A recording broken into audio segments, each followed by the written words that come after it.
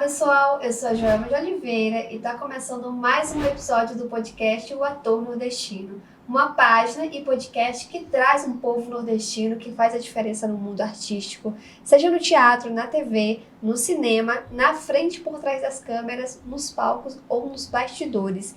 Então tu já sabe, pega o teu tamborete, o teu cafezinho, vem para esse papo, porque vai ser muito legal hoje. E não esquece de apoiar o nosso projeto, seguir no canal do YouTube, as redes sociais também. Por falar em apoio, quero agradecer ao apoio da Quero Bem, Sandra Calaça, a lagoana, que está com a gente nessa. Muito obrigada, Sandra, Quero Bem. E foi tudo, sem mais delongas, vamos para o nosso papo, porque hoje nós estamos recebendo uma atriz com a presença forte no teatro e no cinema brasileiro. Ela é performer, cantora, preparadora de elenco, roteirista, realizadora, vinda do loteamento Grande Recife, Sucupira e Jaboatão dos Guararapes. Estava decorando antes. Pernambuco. Sua trajetória passa pela música, pelo teatro, cinema e performance. Já participou de diversos filmes e peças, entre eles Deserto Feliz, um filme do cineasta Paulo Caldas, Tatuagem, de Hilton Lacerda, Amor, Plástico e Barulho, da diretora Renata Pinheiro. Entre muitos outros trabalhos no cinema. Desde a primeira vez que eu tô usando esse tablet, tá difícil aqui. Já me perdi, gente. Desde 2012, integra o núcleo de artistas do Teatro Oficina Usina Ozona, em São Paulo, onde atua, compõe, produz, roteiriza e dirige. Está na peça de sucesso também do grupo Magilute, Édipo Rec, e celebra 20 anos de carreira. Nossa convidada de hoje é a gigante Nash Laila. Seja muito bem-vinda! Gostou? Quanta coisa!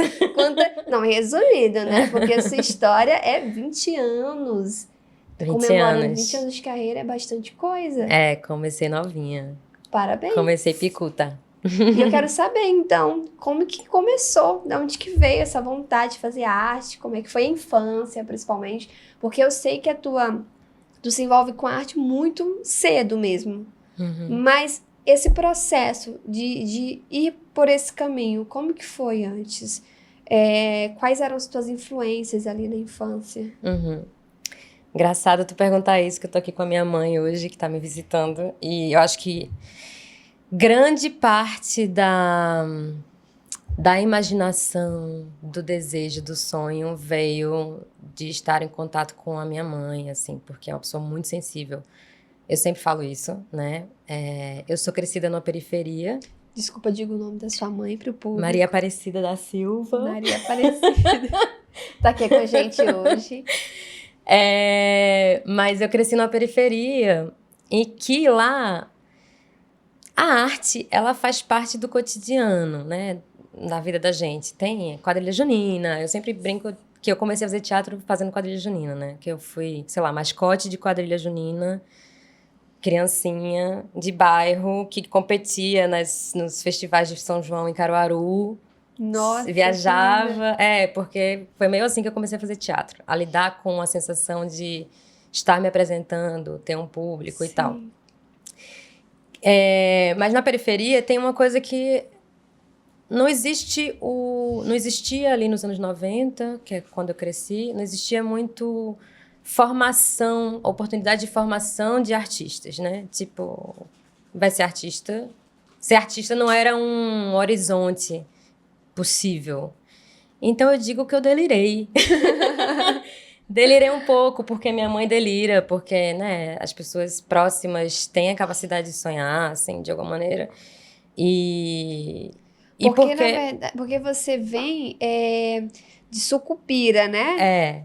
Loteamento Grande. Eu não conheço Recife. Explica pra mim por que é Loteamento Grande Recife, Sucupira e Jaboatão dos Guararapes. Jaboatão dos Guararapes é uma cidade colada com Recife. Uma cidade dormitório. É como se fosse Santo André... É como se fosse Niterói, Rio de Janeiro, sei lá. a cidade próxima, onde, não sei nem se Niterói, na verdade, mas onde as pessoas que moram em Jabotão trabalham no Recife. Voltam para não trabalham em Jabotão, em geral, assim. Tem uma migração muito grande que acontece. Eu sou desse lugar, crescida nesse lugar. Mas é muito próximo. É tipo uma periferia urbana, mas que parece um pouco rural naquela época, quando eu era novinha. Porque eu morava em rua de terra, meu tio criava cavalo na frente de casa, tinha toda uma vivência de criança na rua, que parecia uma vivência de uma periferia rural, né, de um campo, mas ao mesmo tempo era dentro da cidade. Tem um pouco essa paisagem, vamos dizer assim. Só que Sucupira é tipo... Eu morava numa parte alta, no morro, e dava para ver lá da rua da minha casa, dava para ver o mar lá longe. Lá longe, tipo, tinha uma parte que é tipo uma mata que o exército cuida, né, toma conta. E aí você vê aquela cordilheira de prédios do litoral de Jaboatão, porque Jaboatão também, né, tem litoral, Candeias, enfim. Em Bacurau ontem eu estava assistindo o filme e eu vi que Kleber cita Candeias, que é uma praia de Jaboatão dos Guararapes. Enfim, Lindo. muito assunto.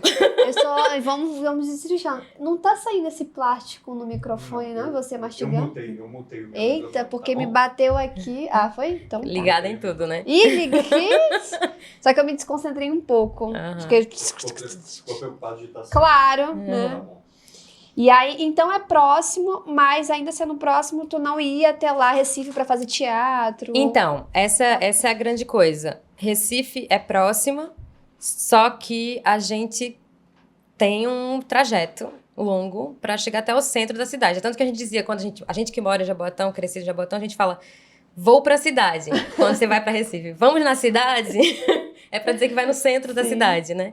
Então, sim, tem uma migração, né? Tem um trajeto que precisa ser percorrido. E quando eu fiz 11 anos, já falava talvez para minha mãe que eu queria fazer teatro, que eu queria ser atriz. Eu dizia porque eu via nas novelas, né? Eu via novela e dizia que queria ser atriz. Foi Baseado- a tua referência. Baseado em quê? Eu não fui uma criança que ia muito ao cinema, porque a gente não tinha condições de ir ao cinema. Eu lembro que eu vi, sei lá... Mas eu via muito filme em casa, na televisão, os filmes dos Trapalhões, os filmes da Xuxa, né? Eu vi Lua de Cristal no cinema. Acho que foi um filme que eu vi no cinema. Amanhã tá aqui, HD. Mas que eu não me recordo muito, sabe? Tipo... Ao mesmo tempo, eu via muito filme em casa. Porque a mãe estimulava a gente, meu pai também estimulava a gente a assistir coisas e tal. Então, eu já via cinema brasileiro de alguma maneira, mas eu nunca imaginei ser atriz de cinema. Eu dizia, quero ser atriz, mas eu dizia meio assim, entendeu? Tipo, vendo novela, meio atirando para o nada, né? Tipo, só que aí minha mãe, ela acreditou um pouco nesse negócio e ela começou a pesquisar cursos de teatro Olha, tua filha é para única. eu fazer. Tenho umas 3 irmãs. A única que dizia que queria fazer essas coisas era eu, na minha casa. E aí eu fui pro meu primeiro curso de teatro. Na verdade, primeiro eu fiz uma oficina da Globo, com 11 anos, eu acho. Acho que era isso. Que Então, era assim, uma mas coisa foi de uma lá ou semana. você... Em Recife. Ah, Em Recife. perfeito. Porque a Globo, nessa época, nos anos... Ficava circulando, Ficava né? circulando, pesquisando gente. Aí eles fizeram uma semana de curso, assim. Uhum. E em Recife, eu fiz essa oficina. E depois eu me inscrevi numa escola de atuação, que é a Hyperion, que é uma escola que existe até hoje em Recife. Porque amanhã foi lá, meio bateu na porta, assim, pelo amor de Deus, deixa eu fazer, me deu um desconto. O diretor aceitou, eu era de menor, em teoria, né, tipo, eu devia fazer teatro com criança, mas eu fui fazer teatro com um grupo de adultos, o que pra mim foi maravilhoso, porque eu comecei a fazer teatro com um diretor de teatro, o Jorge Clésio foi o meu primeiro diretor, conheci pessoas, enfim, comecei a trabalhar com questões com muito cuidado com a minha presença que eles tinham, né? Mas trabalhar com questões que eu sinto que para mim foram muito importantes, assim, para abrir a cabeça, sabe? Tipo... Então começa, então, ali nos 11 anos. Uhum. Entra, né? 11 anos, Uhum. entra no teatro. O que tinha ali naquele momento era, então, um grupo já de adultos para você fazer parte. Não tinha essa separação, porque hoje as crianças às vezes vão fazer teatro e já tem aquele grupo, né, de crianças ou adolescentes. Muito Existem assim, as formações fechadinho. infantis de teatro, né? Hoje em dia. Sim. Eu acho que já existia naquela época, eu não sei. Porque também, enfim, não tenho um controle sobre isso, assim, na memória. Mas foi muito bom começar a estudar teatro no grupo de jovens adultos. Né? Não é que era um grupo de teatro adulto, era uma turma de estudantes de teatro que tinham pessoas de 17 anos, de 20 anos, de 28. Meu professor, Jorge Clésio, na época tinha 32, ele estava recém-formado na Universidade Federal em Artes Cênicas, que anos depois eu fui cursar o mesmo curso que ele, mas não sei, de alguma maneira, a gente fazia peça do Teatro do Absurdo, foi a minha primeira peça, né, de Ionesco, depois a gente fez Valsa número 6, de Nelson Rodrigues. Foi a lição A lição foi a primeira, com o Eugênio, né? Eugênio Ionesco, do Nossa, você já surrealismo. começou com Eu gente comecei. grande. Eu comecei com numa peça em que eu fazia uma aluna que era assassinada por um professor. É uma peça do Teatro do Absurdo, então ela era um grande absurdo, né? Tipo, sobre uma história de um homicida, de um feminicida, que matava alunas em série. A gente fazia, foi a nossa conclusão de curso essa peça, na verdade. E eu fazia numa ingenuidade. Eu acho que, sabendo, né, tudo que estava acontecendo, sabia do assunto que eu estava falando, sabia da importância do assunto que eu estava falando, mas era... Não sei, eu sinto que tinha uma soltura para fazer as coisas que... Não sei, acho que isso de alguma maneira conta. E com aquela idade também, tu não tinha essa pressão de entender que tava com pessoas que já tinham nome, ou tu já entendia? Não, de jeito nenhum. Eu tava só me divertindo. Então Eu tava só me divertindo, gente. foi mais tranquilo, então, né? Não, Imagina nunca você... o teatro pra mim nunca foi um lugar de ambição... Engraçado falar isso, mas nunca foi um lugar de ambição de carreira, num lugar sério, né, da seriedade da carreira que eu preciso construir. Sempre foi o meu lugar de diversão no mundo, assim. Tanto que anos depois eu fui fazendo caminhos e escolhendo peças de teatro e companhias de teatro, enfim, que vão me dando diversão, vão me dando alegria, né? Porque esse lugar de estar em cena com muita presença, com muita alegria, eu tenho desde que eu comecei a fazer teatro. Desde sempre. Então, virou um vício. Tipo, estar em cena para me divertir, estar em cena para contar essa história, estar em cena para dizer alguma coisa que seja relevante, estar em cena para estar com os meus colegas, sabe assim? Tipo, tem um negócio que é menos sobre estar em cena para me apresentar e mais sobre vamos construir uma parada junto. Tipo, o que a gente vai causar aqui hoje, né? Tipo, tem um pouco a ver com isso, assim. E não à toa começa dessa maneira, né? Acho que começa dessa maneira, eu acho que isso que vai levando pra vida, assim. Eu acho que quando você faz as coisas com menos pressão, tem uma tendência que você se solta e se sente mais livre para criar, para ser você, para poder pirar também. Mas assim, eu me impressionei muito, porque dando uma olhada na tua história, você começa muito nova e com um pessoal realmente que é referência, que já fazia coisas grandes e que até hoje, assim, faz parte da história do teatro, né? Então a tua escola, ela é muito forte, a tua base, ela é muito forte. E você também é cantora e leva muito canto, né, para o teatro. Sim. Teatro, atuar, veio primeiro. Como é que tu descobre esse outro lado de eu canto e eu quero fazer essa união também junto com a atuação, com o teatro? Eu acho que a despretensão, primeiro, só para tocar nesse assunto que você tocou, eu acho que ela vem a partir do momento em que eu sou uma pessoa, de novo, né, crescida numa periferia, em que as minhas colegas terminavam o ensino médio, se terminavam, casavam e tinham um filho, muito jovens. Então, estudar alguma coisa já era muita coisa. Me dedicar a alguma coisa já era muita coisa. Então, não tive muito conflito, eu não tive nenhum conflito desses que os nossos amigos, colegas, atores têm, que é tipo, dos pais dizerem assim, não, você vai fazer teatro, né? Tipo, não pode, meu filho não vai ser ator. Eu tive zero conflito nesse sentido. Quando eu falei que eu queria ser atriz, que massa, você quer ser alguma coisa, entendeu? Tipo, Está salva. tipo assim, que bom, você quer ser alguma coisa, você tá Não, eu desejando percebi, alguma sua mãe coisa. foi lá te matricular. Ela foi lá botar fé no negócio. Eu comecei a fazer teatro, eu comecei a cantar e fazer teatro na igreja. Muito cedo também, ainda criancinha. Igreja católica? Igreja luterana. Que era uma igreja na qual eu fui batizada. Também ali no meu bairro, em Sucupira. E fui batizada, cresci nela, né? Minha mãe já frequentava. E eu cresci, e foi lá que eu comecei a despertar um pouco o interesse em atuar, a cantar. Foi lá que eu aprendi a tocar violão. Foi lá que eu fazia aulas de canto coral, canto grupo vocal. Pra mim sempre andou junto, assim. E eu acho que eu tinha muito interesse pela música porque eu ouvia muita música desde muito cedo, assim, tipo, muito cedo. Também um pouco por causa dos meus pais, né? Minha mãe ouvia muita música, gostava de música brasileira. Eu fui desenvolvendo um gosto por ouvir música muito grande, não só eu, minhas irmãs também. E fui gostando de cantar porque minha mãe também cantava muito. Então, nós todas cantávamos durante uma época, assim. Agora minhas irmãs pararam um pouco de cantar, elas... Sei não, quero não. Mas eu comecei a gostar de música e a brincar com isso também já muito cedinho, assim. Então, sempre andou junto, assim, a coisa do teatro. Só que quando eu comecei a atuar, como eu via muita novela e queria, né, de alguma maneira... o espelho era esse, eu não imaginava também que eu poderia fazer teatro com música, que eu só fui descobrir aos 18 anos, vendo Teatro Oficina pela primeira vez em Recife, quando o Sertões foi pra lá, que eu vi a peça, eu falei, meu Deus, aqui tem tudo!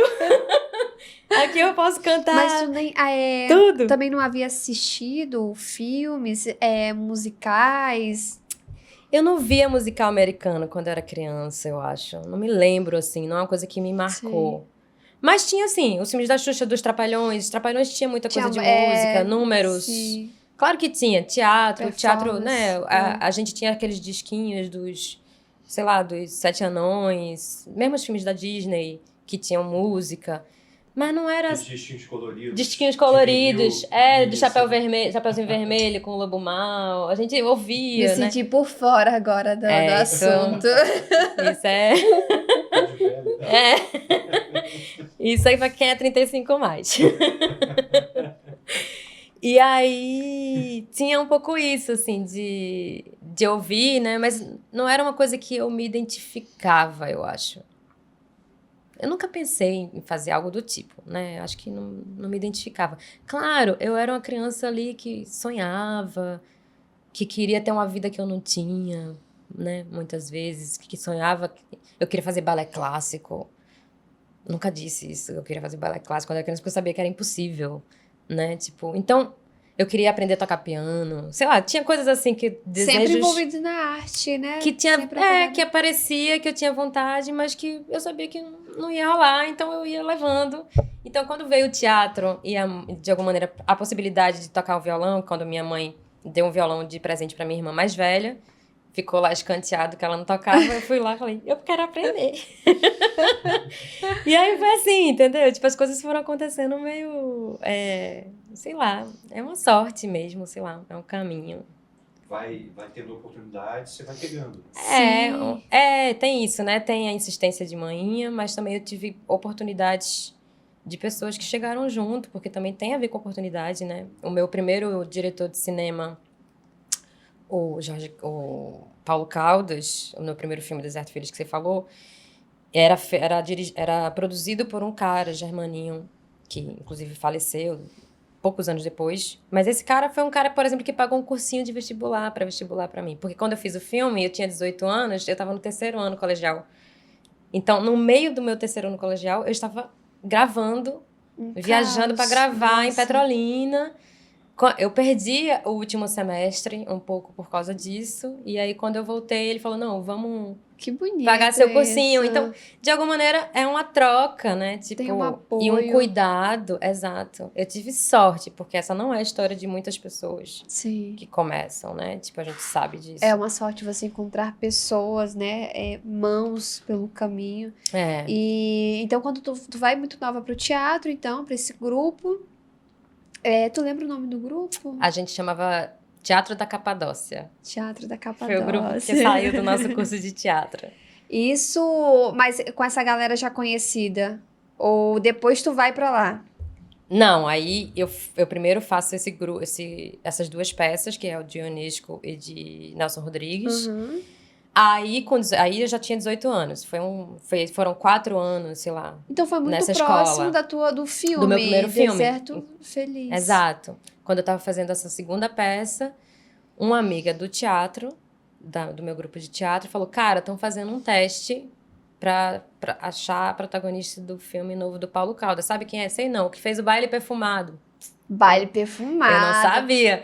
Eu não sabia, Olha, não tinha visto. Mas às vezes é bom isso, É de muito você não bom. ter noção das coisas, É. porque você já vai mais tranquilo Exato. pra fazer teste, aquela Exato. pressão toda, né? Exato. Eu não sabia. Aí ela falou, vai lá fazer. Eu falei, tá bom, eu estou procurando uma menina de 18 anos que pareça ser mais jovem. Com Eu 18 era tu essa tinha cara de figurinha. 14, 15. É. Aí a gente foi. E aí eu fui meio assim também, bem relaxadinha. E aí passei no teste. E aí foi... Foi teu primeiro teste profissional, mais sério? Foi. E o primeiro curta também. Primeiro longa. Primeiro Eu longa, comecei, curta. eu comecei Longa. com um longa-metragem rodado em película. Mó responsa. Nossa. No primeiro filme. E eu acho que também eu filmei esse filme de um jeito muito relaxado. Isso que eu ia perguntar, depois que você passa, você entende onde é que você tá? Ou você ainda tô brincando? Ainda tô brincando. Assim, E hoje, entendendo. depois de tudo que passou, na de hoje, quando olha pra trás, Aham. como é que tu enxerga isso, né? Esse momento da tua vida, o início de uma carreira no cinema, a gente pode dizer assim? Porque tu já tinha um caminho, você já estava estudando, você já estava... Mas é a tua introdução ali, né? No cinema brasileiro. Quando tu olha pra trás, o que tu pensa? O que se passa na cabeça hoje? Olha, eu penso que eu sou muito abençoada. Em todos os sentidos ali. Tem caminho de orixá, tem caminho de Deus, tem trabalho da minha mãe. Mas, ao mesmo tempo, no sentido de que... É isso, no sentido de que as coisas foram acontecendo de uma maneira muito orgânica, assim, né?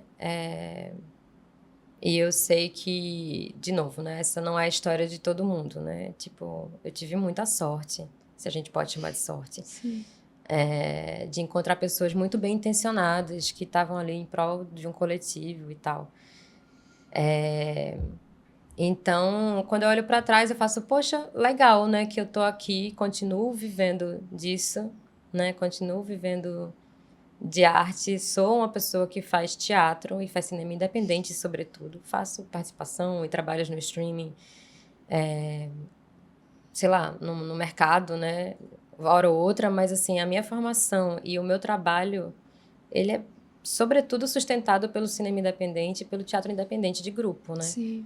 Então, eu olho e faço, porra, que E bom que você eu tô fazendo aqui. 20 anos de Que carreira. bom que eu tô fazendo.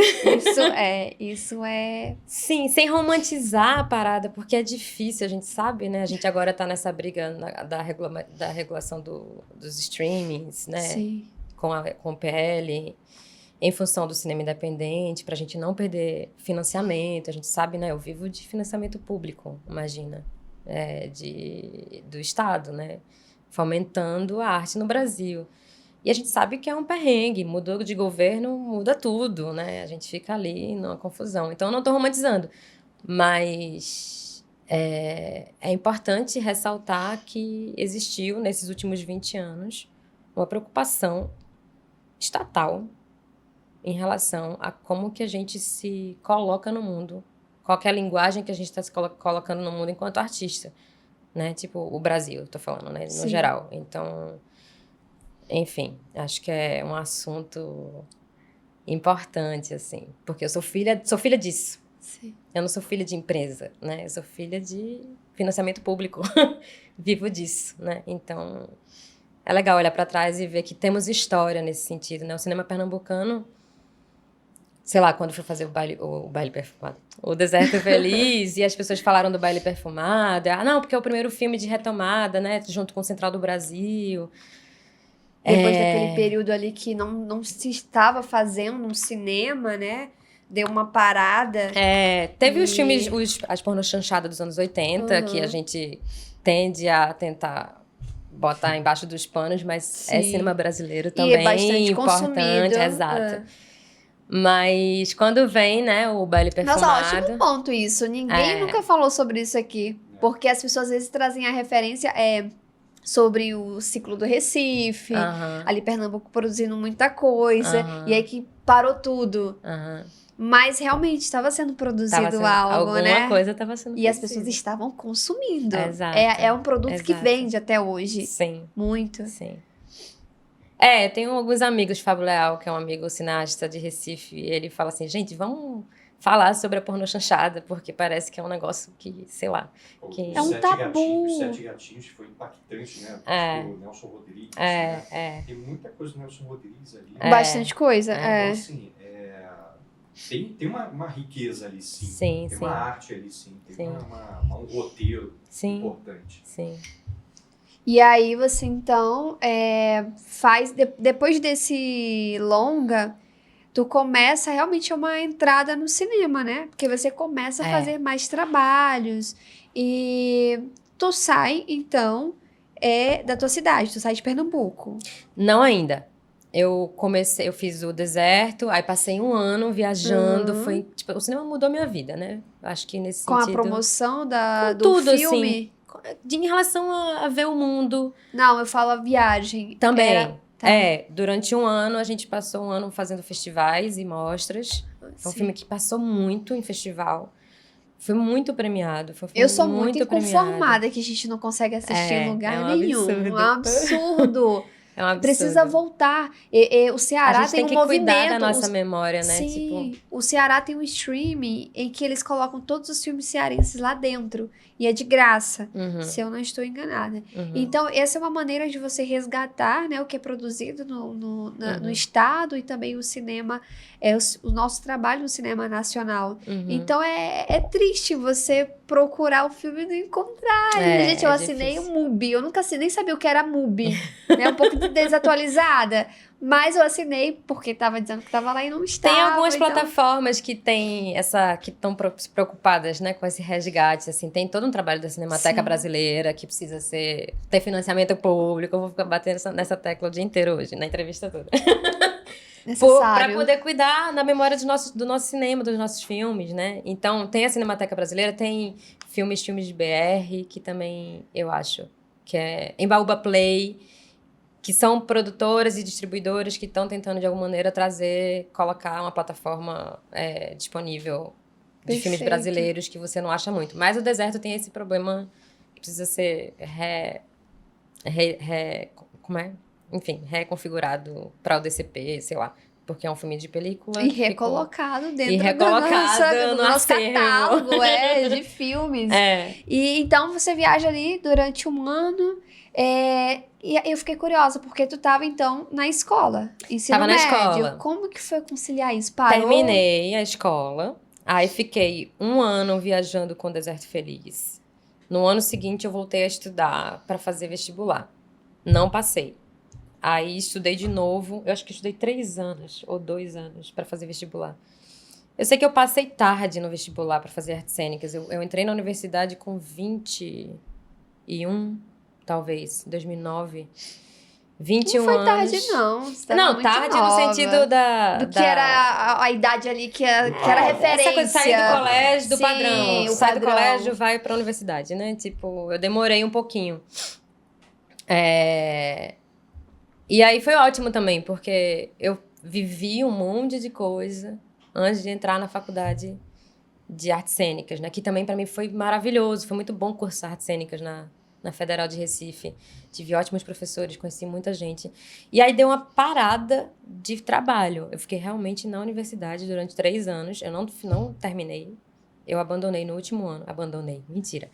Eu tranquei com a necessidade de reabrir em São Paulo, não consegui. E aí fui jubilada. Eita, não conseguiu essa transferência. Na transferência eu não consegui. Mas Poxa. eu tranquei porque eu tinha feito, nesse período, né? Eu fiz uma série local, Santo por Acaso, com Léo Falcão. Eu fiz... Aí fiquei um tempão sem trabalhar com cinema, estudando. E aí eu fiz do tatuagem, de Hilton. Tatuagem. Exatamente, no meu último ano da universidade. Quando eu fiz o tatuagem de Hilton, foi no mesmo ano que eu vi o Teatro Oficina pela primeira vez. Não, mentira. Eu vi o Teatro Oficina pela primeira vez em 2007. O tatuagem foi em 2010. Eu tava com o Teatro Oficina na minha cabeça. Tinha anos. Porque quando eu vi os Sertões, acho que isso é uma coisa importante. Assim. Na universidade, eu só falava do Teatro Oficina. Que é a então, companhia que eu vou trabalhar depois. Sim. Exato. Que aí eu fiquei meio obcecada por aquele teatro que tinha 100 pessoas atuando juntas. Uma mulher, Que Vera loucura. Valdez, Vera Barretolete, que deve estar com 88 anos, 9 talvez agora. Na época tinha 70 e tantos anos, e a Ariclenes Barroso, que tinha 9 anos em cena ao mesmo tempo, né? Tipo, era um negócio que pra mim era muito absurdo. Então, eu fiquei na universidade meio obcecada por esse assunto. Aí fui fazer tatuagem. Mas tu conheceu o Teatro Oficina na faculdade? Eu Estudando ali, ou tu conheci- foi ver alguma apresentação? Eu, durante as viagens do Deserto Feliz, eu vim pro Rio fazer Festival foi o teu do Rio. contato. Eu já tinha visto a peça. Mas aqui no Rio eu conheci Camila Mota, que durante muitos anos foi vice-presidente do Teatro Oficina, é diretora do Teatro Oficina, grande atriz, minha amiga. E ela ficou hospedada, ela estava hospedada na mesma casa que eu, coincidentemente, aqui no Rio. E a gente fez amizade. Eu era uma jovem pirraia, e ela, uma atriz de teatro, né, de São Paulo, não sei o que, a gente trocava ideia. Ela viu meu filme, ela gostou do meu filme, e a gente ficou meio em contatinho. O Deserto? O Deserto. Tá. Isso foi em 2007, 2008, sei lá. Ficamos em contato. Anos depois, em 2010, a oficina volta para Recife, eu ainda estava lá, e faz Dionisíacas, que são 4 peças, e tem uma oficina durante uma semana com as pessoas da cidade, de cada cidade que a oficina passava. Foi um projetão, assim, financiado pelo MINC. A oficina parava na capital, ficava 2 semanas, uma semana só de oficina, Que legal. com artistas locais, e uma semana de montagem. Era, tipo, incrível. De graça, 2.000 pessoas assistindo. Era um negócio, assim, absurdo, absurdo. Eu vivi isso, assim, ai meu Deus, eu preciso fugir com o circo, né? Que legal. Eu quero ir embora. Empolgação. Se empolgou. Aquela empolgação, queria ir embora, fugir com o circo, só que, enfim. Aí, passei no intercâmbio da faculdade, viajei pra França, passei um semestre na França, estudando teatro. Quando eu voltei, fui fazer tatuagem. 2007, 2008. Isso já era 2011. Ah, 2010, 2011. tá. Em 2010 eu viajei, fiz oficina, viajei. Em 2011 eu fiz tatuagem. Tô falando disso porque eu acho que o tatuagem e o teatro oficina são o segundo movimento. Que é isso. Quando eu vou fazer tatuagem, que é um filme sobre um grupo de teatro nos anos 70, ali, quando acabou o filme, eu falei, meu Deus do céu, eu não dou conta mais de ficar aqui sem fazer teatro, né? Só estudando teatro na cabeça. Eu preciso fazer. Eu preciso estar, né, movimentando meu corpo. E aí, nessa, eu falei, bom, vou para São Paulo. Fui para São Paulo, bater na porta do Teatro Oficina e assim... Então, depois de tatuagem, foi um impulso. é que tu faz, sai Aham. de Recife. Nossa, que interessante. E Depois de quando tu foi anos de fazer- paquera com Teatro Oficina. E quando tu foi fazer tatuagem, aí você já tinha noção Já. de quem era o Wilton? Porque Já! em Deserto você Já tava lá tinha. marota. Não, já tinha. Esses anos de 2005, que foi quando eu fiz o Deserto Feliz, até 2011, aí vou citar Kleber Mendonça Filho. Eu passei estudando cinema, me formando de alguma maneira, cinema pernambucano. Eu ia em todos os festivais.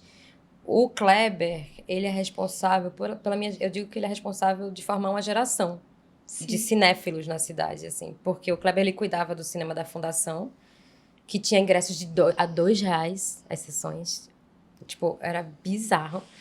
Cinema de rua. Eu saía da universidade, das minhas aulas de teatro, eu ia direto pro cinema da Fundagem, no centro do Recife. E eu passava, tipo, eu via 3 filmes por dia. Nossa. Eu via todas as mostras, expectativas e retrospectivas do cinema, do que estava acontecendo no cinema mundial, coisas que não estavam no cinema de shopping, que não chegam. Então, eles faziam, a equipe dele fazia uma curadoria muito incrível, assim, né, do cinema, enfim, de todos os cineastas que me formaram, de alguma maneira, ao ver cinema, né. Então, esse período foi um período de estudo mesmo, né, de uma formação mais empírica, mais, sei lá, vivendo ali, experienciando o cinema e formulando o que me pegava, quais são os que mais me chamam, né? Quais são as atuações, quais são... Enfim, um pouco de cinefilia. Aí conheci várias pessoas, aí sabia da importância do cinema pernambucano já, imagina, né? Tipo, aí eu comecei a pesquisar e entender que no meu estado existia um mundo sendo construído em termos de arte que eu nem conhecia, e eu tava fazendo parte dele, tipo assim, tinha um negócio que, tipo, nossa... São os meus colegas. Tinha uma coisa, um deslumbre, né? E você faz parte mesmo. O seu nome, a sua atriz. Você é um nome que tá ali dentro desse movimento. Daqui a, sei lá, 50, 100 anos que forem estudar, vai estar. Que medo. Na Laila, vai, gente. Mas olha, cuidado com o que você está fazendo. Mas é importante. Eu tô consumindo muitos filmes nacionais, mas principalmente produzido no Nordeste. Então, eu tenho essa noção da importância do cinema, né? Pernambucano também. Claro que outros estados produzem, mas existe esse polo, né? Cinematográfico no Nordeste, assim como existe um eixo Rio-São Paulo. Sim. A gente sabe que tem uma produção em alguns lugares muito específicos, né? Pernambuco é um deles. Então eu sei essa importância, e o teu nome realmente, quando eu te convidei para vir aqui, foi tendo essa noção de que você é muito importante para esse movimento. E eu tô muito feliz que você veio, porque, né, tava assistindo os filmes. Então você sai de Recife, então, tranca o curso de artes cênicas pra ir pra São Paulo. Toque no Teatro Tá trancada até hoje? Tu voltou e Não, eu fui jubilada, né? Uma hora, porque anos depois, chegou uma hora que chegou a data limite, falando, ô gata, ou você volta, ou você... Acabou pra você. E eu tava assim, no auge da minha Poxa. beleza no Teatro Oficina, assim, eu tava vivendo coisas incríveis. Que bom que eu fiquei lá. Qual era a universidade? A Universidade Federal de Pernambuco. Olha, perderam a oportunidade de ter lá formada. Olha, gente. Não, mas faz parte do rito. Você tem que escolher, Nath Laila, não tem como. Faça suas escolhas.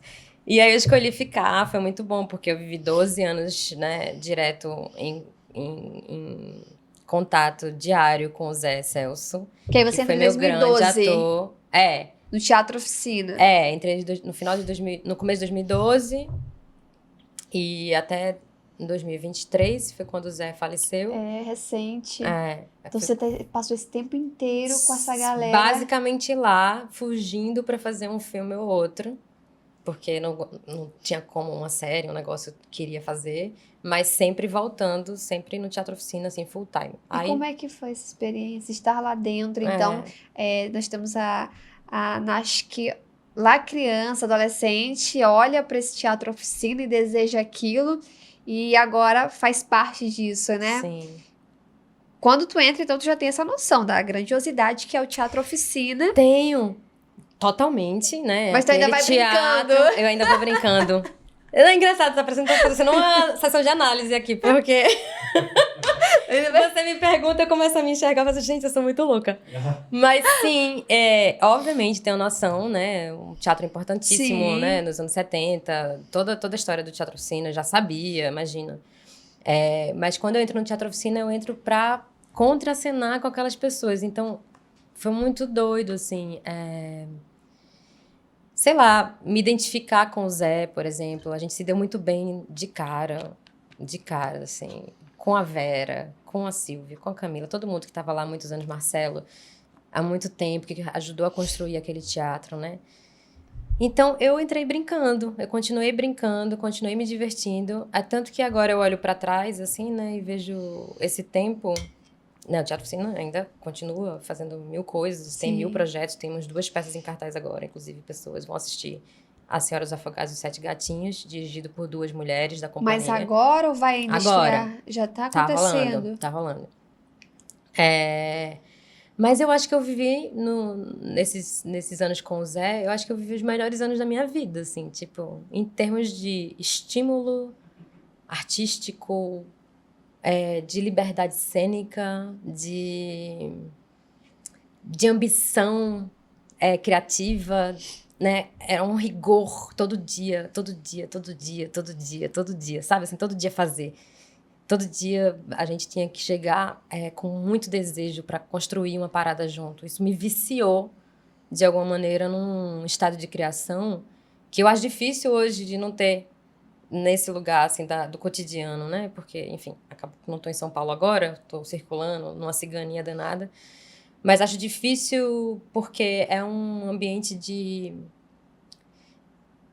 rigor na contracena, vamos dizer assim. E quando eu falo rigor, não estou falando de seriedade, eu tô falando de desejo da contracena, do desejo da criação coletiva. Não é só a partir de olha o que eu tenho para dizer para o mundo, eu sozinha. Olha como nós pensamos alguma coisa ou causamos alguma coisa juntos, né? Tipo... Que não é fácil chegar nesse lugar com um grupo, assim, 5, 6 pessoas. E eu me pergunto, porque eu faço parte de um coletivo teatral, nós somos 13 cabeças. É difícil chegar em acordos, abrir mão de algo. Então eu imagino como que isso acontece dentro de um grupo que tem... Quantas pessoas tem atualmente? 100 pessoas, é um negócio... 80, 100 pessoas. Agora sim, o Teatro Oficina agora são vários coletivos, né? Nem todo mundo faz todas as peças, assim, tem... Vocês vão abrindo lugares para que vocês consigam dividir essas pessoas? Na verdade, assim, são 100 pessoas, não sei quantas pessoas são agora, mas tem 100 pessoas, vamos dizer assim, hipoteticamente, e 30 fazem tal peça, 40 fazem outra peça, mas dessas 30, 10 fazem essa segunda, tá meio... E você também pode ali... multidireção, assim, que é legal. Você pode também passear ali por direção, preparação, atuação. Super, totalmente. É uma escola mesmo. É um espaço, é um viveiro, vamos dizer assim. É um viveiro. E aí, tu tem alguma memória, algo para recordar aqui dessa vivência de muitos anos dentro do Teatro Oficina, de repente com o Zé Celso mesmo, alguma lembrança, algo que, sei lá, que foi diferente? Meu Deus, tem muitas, né? Momento marcante. Vem assim, ó. A quantidade de coisas. São muitos anos. Mas... talvez quando você entrou, não sei. Porque era teu sonho estar ali?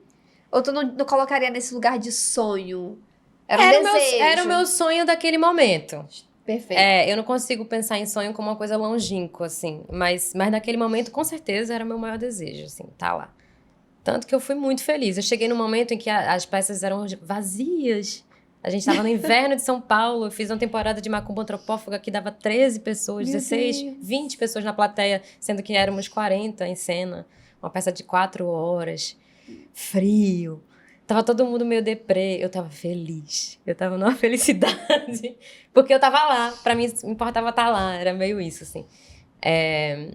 Mas, assim, de lembrança, eu acho que são as turnês, assim, quando a gente viajava pelo interior de São Paulo para fazer peça e a gente achava que ia encontrar um cenário X e encontrava, sei lá, uma abertura.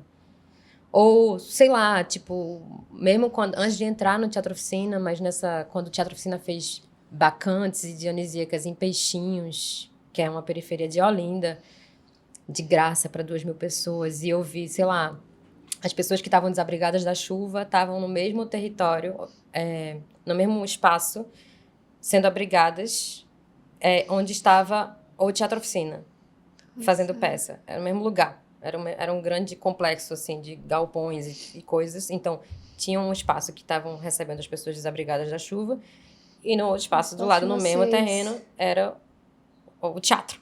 Então vocês tinham contato direto. As pessoas convivendo e trabalhando na peça junto e fazendo peça junto, pela primeira vez assistindo e fazendo, macerando erva para fazer as coroas de Hera, para dar banho nas coroas de Hera, da peça, dos cenários da peça, crianças. Tipo, quando eu vi aquilo acontecendo, eu falei, meu Deus, isso aqui para mim parece utopia, assim. São coisas que eu vivi com Teatro Oficina que são muito intensas, assim, muito mesmo. E é um trabalho de ligação, né, de ligação e de feitura, né, de uma telepatia mesmo que vai se construindo que é há muito tempo, né? Um jeito de se comunicar, enfim, que vem desde a ditadura, onde não se podia muitas coisas, vem se trabalhando um jeito de comunicação criativa que é muito específico, assim. Então, acho que uma vez que você passa por lá, você fica meio viciado no fazer coletivo, assim, sabe? No fazer comum. Passando por cima de todas essas coisas que você está trazendo, porque é difícil estar em coletivo, né? A gente sabe disso. 1000 bafafá, 1000... Enfim, 1000 treta, 1000 tudo. Óbvio, eu acho que somos até humanos. é o mais difícil. Você, enquanto artista, ator, existe o ego. Às vezes você se libertar 1000 disso desejos, de impor suas ideias, porque a gente tem essa vontade, né? De, eu tive uma ideia. Só que são muitas pessoas. Então, se cada um você vai receber muitos nãos. Você aprende a lidar, abrir mão daquilo, deixa fluir. Vamos tentar pensar juntos, né? Mas eu acho que é muito bonito esse lugar do teatro, porque é uma oportunidade... Aí vem, né, a importância de ter um teatro na escola, um teatro acessível para todo mundo, porque nós não temos isso na infância, não tive na minha escola. O mais próximo de arte era a matéria de artes mesmo, que você pinta e desenha só. Mas aí no teatro mesmo você tem esse aprendizado da coletividade, né? Do entender o limite do outro, seu. Importantíssimo. É uma formação importante pra gente enquanto pessoa, mas a gente não tem. Então, quando você vai já adolescente ou adulto pra um coletivo de teatro, você apanha muito. Apanha. Você é obrigada a identificar, a desconfiar de si, a se abrir pro outro. Ao mesmo tempo, às vezes, não. Você tem que abrir ali a onda e dizer, opa, sou eu que tô falando agora. Entendeu? Tipo, exatamente. O Teatro Oficina... O Teatro Oficina me ensinou até autoestima, né? Me ensinou a falar. Eu tinha medo de falar. Se você pega minhas entrevistas de 2006, do Deserto Feliz, eu tinha pânico. Eu lembro que eu tava num debate no Festival de Berlim. Imagina, uma pessoa saída de Sucupira, do nada tava em Berlim com um jornalista dizendo assim, você tá usando o mesmo vestido de Jennifer Lopez. Eu falei, oi? Tudo assim, viagem errada das pessoas. Mas assim, eu tava num mundo que não era exatamente o mundo que eu tava acostumada, né? Tipo... Aí, coletiva de imprensa, aquele povo falando inglês e alemão, e o negócio traduzindo simultaneamente no meu ouvido, fazendo pergunta. Eu lembro que eu travei, assim, eu falei, meu Deus do céu, por que eu tô aqui? Né? O que eu tô fazendo aqui? Porque eu era uma pessoa, né? E eu acho que isso é um ponto que a arte nos dá de presente.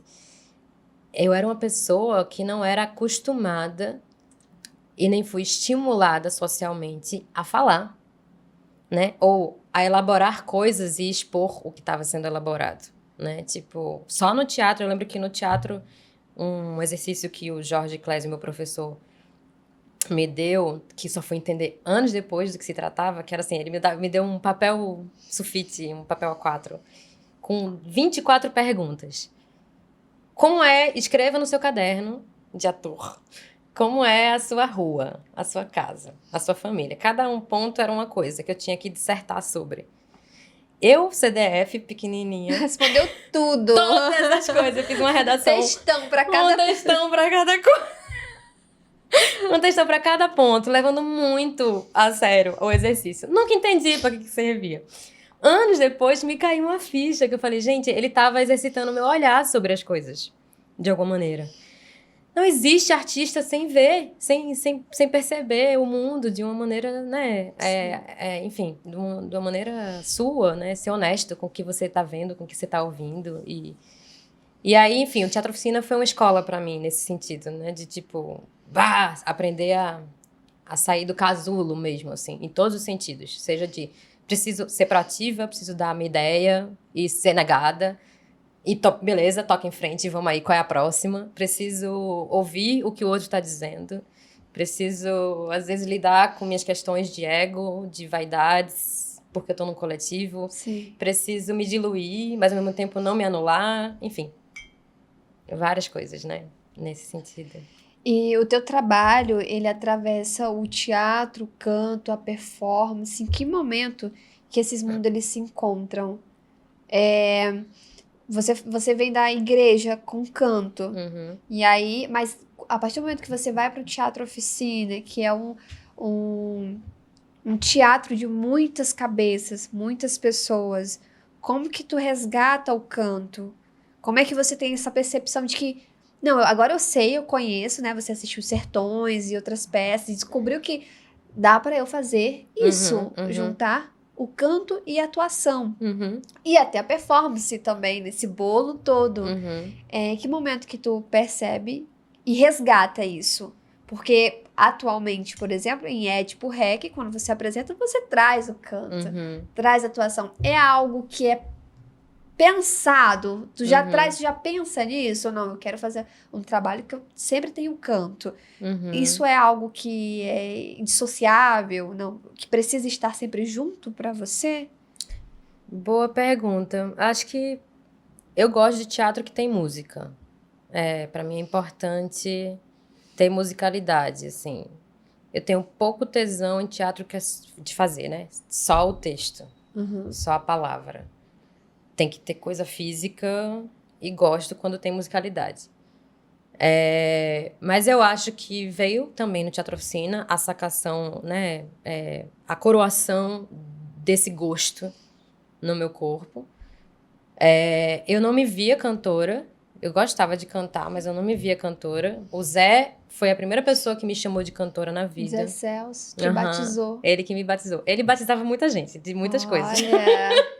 Ele dizia, você está estudando fotografia. Ele falava assim, essa Jó, ela é fotógrafa. Ele já te dava o caminho, sim, enfim. Você está estudando filosofia, ele chamava a pessoa de filósofo, entendeu? Tipo, tem uma parada assim. Mas ele começou a me chamar de cantora no sentido de que, tipo, às vezes a gente estava compondo música ou ensaiando, ele falava, cadê as cantoras? Vem, Nath. Vem, Letícia. Vem não sei quem. Faz aqui um negócio. Ele colocava assim. E aí eu fui entendendo que era uma escola também de canto, né? Com o trabalho de Letícia Coura, o trabalho de Felipe Botelho, que durante muitos anos foi quem ensaiou os coros nesse tempo que eu estava lá. Eles estão lá ainda. Um trabalho diário, a gente aprendia a cantar música de Vila Lobos, músicas dificílimas, Porra Indemite, uns alemães, assim, uns negócios esquisitíssimos, que davam tesão. Meu primeiro ensaio no Teatro Oficina foi cantando Choros 10, do Vila Lobos, que era dificílimo. Eu tava assim, ai meu Deus. Então eu passei um mês ensaiando, Mando Sarará, e fui cantar. Então eu fui me sentindo, por causa da frequência e do trabalho diário, fui me sentindo à vontade com o canto, né, mais do que eu tinha. E ao longo dos anos, com o Zé e tal, fui me vendo que eu tinha uma facilidade para esse lugar e um gosto. Então eu fui vendo que, tipo, realmente eu gosto desse teatro, né? Eu gosto de teatro que leva em consideração isso. Atualmente, desde 2023, eu tenho tentado trazer o canto fora do teatro um pouco, para poder experimentar. Porque eu me sinto meio bebezinha, eu gosto da sensação de desafio, né? De, tipo, não sei fazer, como é que é? Ao mesmo tempo que é desesperador. Sei lá, eu fiz um show... Mas você já assume que é cantora. Você já se apresenta assim. Não, eu digo assim...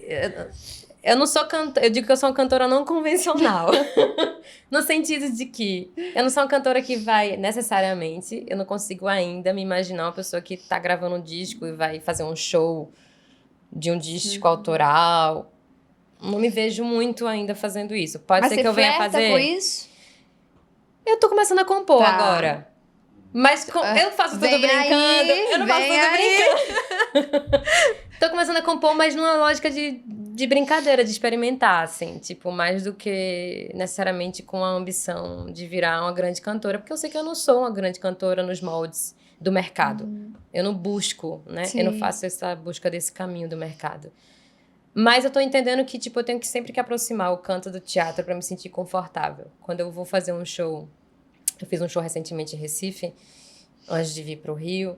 E eu me senti estranha, porque parecia que eu tava me apresentando. Eu me sentia sozinha. E aí eu começo a não Mas como curtir. assim se apresentando? Porque você estava se apresentando, Mas sabe né? aquela Vai, sensação de explica. quando você tem 5 anos e você tá na escola, você vai fazer a apresentação do Dia das Mães? Era um pouco esse lugar, entendeu? Não era um lugar de conforto, é tipo assim, meus amigos vieram me ver. E aí eu fiquei panicada, cara. Eu fiquei durante o show, eu fiquei me analisando, percebendo o desconforto. Durante o show, você estava fora, olhando tudo. Foi Meu desesperador. Deus, E aí eu falei, isso eu não quero. É Desse jeito eu não quero. Aí a próxima vez que eu for fazer alguma coisa do tipo, eu vou pedir uma direção. Não, né? tu foi sozinha? Fiz sozinha. Que bicha Doida. Totalmente. Show experimento. Foi no intuito de cantar. Eu fui no intuito de atuar, cantar. mas cantar. Eu fui no intuito de cantar, no intuito de apresentar um repertório que eu gosto. Eu fiz um caminho que eu considero interessante, um caminho dramatúrgico musical, porque, né, trabalho com teatro. Eu fiz um repertório que conversa com o período que eu estava vivendo ali na minha vida. Tinham coisas que, né, foram construídas para isso. Tinham 2 músicos comigo, o Arthur e o Vini. Mas a idealização do show, a concepção do repertório, das coisas, foi toda minha. E aí, quando eu não tenho contracena, eu dou uma pirada, porque eu sou atriz, eu preciso de direção, de alguma maneira. Eu gosto de ter a troca, eu gosto de criar com a as vozes da tua troca. cabeça dominam. Eu sozinha não me interessa, E a entendeu? troca com o público, né? Mas é diferente. Só que como eu tinha... diferente, Não, eu tive a troca com o público foi incrível nesse dia. Só que como eu não tinha a troca prévia, eu desconfiei do que eu tava dando pro público. Eu não tava com confiança com o que eu tava dando pro público. Então, Mas é muito bom, porque agora tu tem essa Tenho a experiência. experiência. No próximo, você já sabe o que dá, o que serve, o que não... tem uma experiência. O que não serve. Se lançou ali. Muito legal. Né? E, pra quem não assistiu, você canta também. O que eu assisti do teu trabalho, né? Do teatro com canto, que eu tive essa experiência, foi em Tipo Rec. Como Que você cantou comigo. Que eu cantei com ela. E não existe esse registro, porque nós tava todo mundo tão empolgado, eu percebi isso. Eu vou pegar um suquinho de Fique à vontade. Todos, a plateia, tava todo mundo tão envolvido que ninguém tava tirando o celular pra gravar nada. Sim. Mas aí depois... Ninguém te registrou. Você com aquele vestido branco, lindo, a gente cantando ânsia. Ela reclamou tanto Eu reclamei muito. Cara, eu tava nesse lugar de... Ele estava Tá olhando, curtindo. assim, não era pra estar curtindo, era pra estar registrando. Registrando. Registrando. Eu tava lá pra Deve registrar, ter em algum pra arquivo curtir. do Corifeu, deve ter. Nossa! Isso, você cantando comigo. Foi lindo. E você canta lindamente. Eu já quero. Eu vou comprar o ingresso do seu show, tá? Quando você divulgar. Tá bom, quando eu lá. fizer, eu te mando. Eu já estarei lá. E aí, então a gente tá falando do canto, que você pensa em talvez fazer uma coisa um pouco separada, flertar agora, né? Com canto, um pouco saindo do experimentar esses teatro. outros. E a performance, lugares. porque tu é uma pessoa também que lida muito com o corpo, né? Com movimento, você gosta muito desse lugar. É algo também que tu pensa em desmembrar ou tá muito junto com tudo? Tá muito junto ali? do teatro. O lugar da performance, esse nome, né? Acho que ele vem... Eu nem uso tanto esse nome, na verdade. Mas ele vem com um segmento do teatro-oficina que a gente chama de teatro. Que é basicamente uma atuação sem roteiro.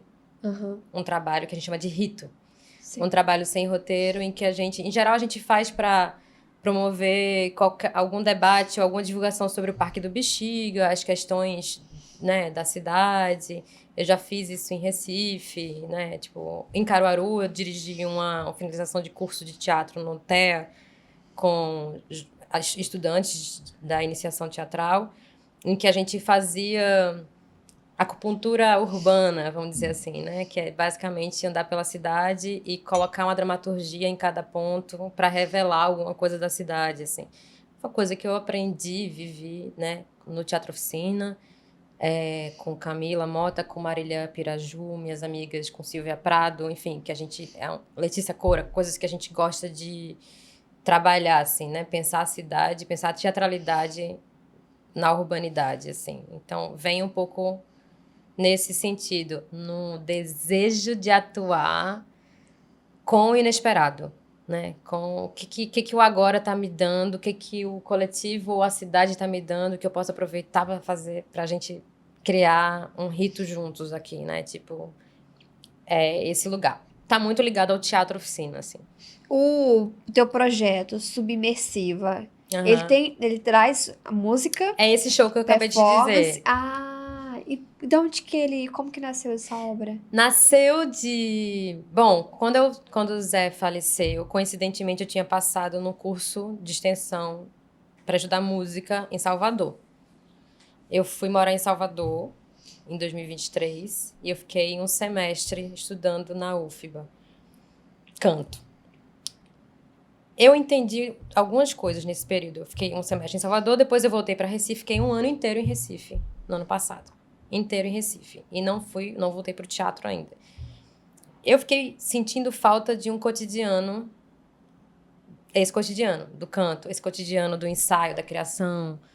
E aí chegou uma hora que eu falei, meu Deus, eu cantava todos os dias e eu parei de cantar. Aí o que comecei a fazer em Recife, organicamente, encontros de músicas na minha casa. Então eu chamava meus amigos. Lindo! Todos os amigos músicos eu juntava e a gente fazia encontros musicais. Ficava tocando, cantando a noite inteira, não sei o quê. Não seria sarau? Um tipo de sarau, mas não tinha aquele rigor do sarau. Mesmo, uma social. Não, tinha um rigor da escuta que o sarau precisa, né? Né? Tipo, só ficar tocando enquanto o outro tá falando. A gente tinha um desejo de se escutar. Mas não tinha aquele rigor do sarau que é tipo, você faz duas, eu faço duas. Essa coisa meio protocolar do sarau. Mas eu descobri músicos muito incríveis em Recife nesse período que eu tava lá, né? Cito Ítalo Soeiro, meu amor, minha paixão, amigo. Que também é da mesma periferia que eu. Professor de geografia, assim, um cara incrível. De Sucupira. Ele é do Sancho, que é o bairro do lado de Sucupira. Olha, gente, decorei. Jaboatão dos Guararapes. Isso. Ele é incrível, compositor, compõe frevos, imagina. Olha que lindo. É incrível o trabalho dele. E aí eu comecei a conviver com essas figuras, Arthurzinho Rocha, enfim, todo mundo. E eu falei, vou fazer um show. Foi assim. Eu falei, Arthur, vamos fazer um show? Chamei Ítalo e falou, ai meu Deus, amiga, quero não. Eu falei, tá bom, vamos, Arthur. Arthur topou. E aí eu montei esse show um pouco pra experimentar, sair do lugar. E um pouco na necessidade de voltar a cantar com o público, né? Sim. Não só aqui na minha casinha, eu e meus amigos. Tu teve... A apresentação foi onde? Foi na casa de Alzira, no Recife Antigo. Que é uma casinha super fofa. Foram quantas apresentações? Uma só. Vamos... Então. Mas foi porque foi na última semana antes de eu vir pro Rio de Janeiro, então... Ou seja, a experiência que você teve que precisa de reajustes... É a da estreia. Ainda não foi nem testado o reajuste. Exato. É a da estreia, que a gente sabe que é um caos. A gente que é de teatro sabe que estreia é o caos. Então, mas agora você vai fazer sabendo. De novo. E tu traz um canto, performance ali. O que tu mudaria agora? Sabendo de eu acho que eu colocaria uma direção agora, com certeza. E acho que aproximaria ainda mais do teatro. Por quê? Nesse repertório eu cantei músicas de teatro, músicas de peças que eu fiz também. No meio de outras músicas de outros compositores que todo mundo conhece, tipo Gilberto Gil, tipo Zé Miguel Wisnik. Eu cantei uma música do Teatro Oficina, uma releitura que a Adelaide Ivanova fez do Bad Bunny, que a gente fez no Asma, que foi uma adaptação do livro dela para teatro, que a gente fez em São Paulo nesse ano, no início desse ano. Meu Deus, foi muita coisa esse ano. Então, eu trouxe umas coisas de teatro para esse show, E eu acho que eu deveria aprofundar nisso, trazer outras canções nesse sentido e aprofundar com a direção mesmo. Talvez não fazer como um show, espetáculo, mas tentar dar uma cara pro Submersiva um pouco meio mais íntimo. Ele precisa de intimidade, assim, ainda mais íntimo do que foi. Como foi a escolha desse nome? Um pouco por causa dessa peregrinação, saindo de São Paulo, indo para Salvador, depois Recife, num repertório em que eu ouvi muito e muitas vezes nesse período de 1 ano e meio, pós a morte do Zé. É um repertório de luto, de alguma maneira, né? Que de alguma maneira lida com essa questão, um repertório que me curou muitas vezes do meu luto, é isso que eu quero dizer. Nesse período, né, enfim, várias coisas, né, de sair de São Paulo, tava numa cidade nova, o Zé tinha morrido, muitas coisas ao mesmo tempo, assim, de transformações na minha vida. Então, essas músicas, elas foram canções que me ajudaram a ficar no presente, vamos dizer assim. Então, eu resolvi meio juntá-las num repertório e fazer um show. Ele precisa aprofundar nisso, assim, sabe? Tipo, na experiência. Mas agora a Nete vai mandar pra gente uma palhinha. Não, pelo amor de Deus. De jeito nenhum. Que isso? Claro que não, gente. Vou até ajustar aqui. Não. A Nete não estava combinado isso, ninguém me avisou. E tu dirige, então, canta, prepara elenco. Eu vou voltar um pouco pro cinema ali, porque tu tem uma presença forte e eu tô consumindo agora o teu trabalho, que eu consigo encontrar. Tem coisas na Globoplay, então ficou mais acessível. Por exemplo, Amor, Plástico e Barulho. Filme lindo, né? Eu amo. E com a Maeve. Eu sempre tenho dificuldade em pronunciar o nome dela, mas Maeve mesmo. Que também tá muito forte no nosso cinema, né? Nossa, ela tá em todos os filmes possíveis. Eu fico impressionada. Ela tá em todos os filmes. Ela tá em tudo. Mas ela é maravilhosa. Eu conheci Maeve quando ela chegou em Recife. Ela tinha recém-chegado. Ela tava fotografando. Maeve é muito maravilhosa. Nessa época, ela não era uma atriz de cinema conhecida ainda, né?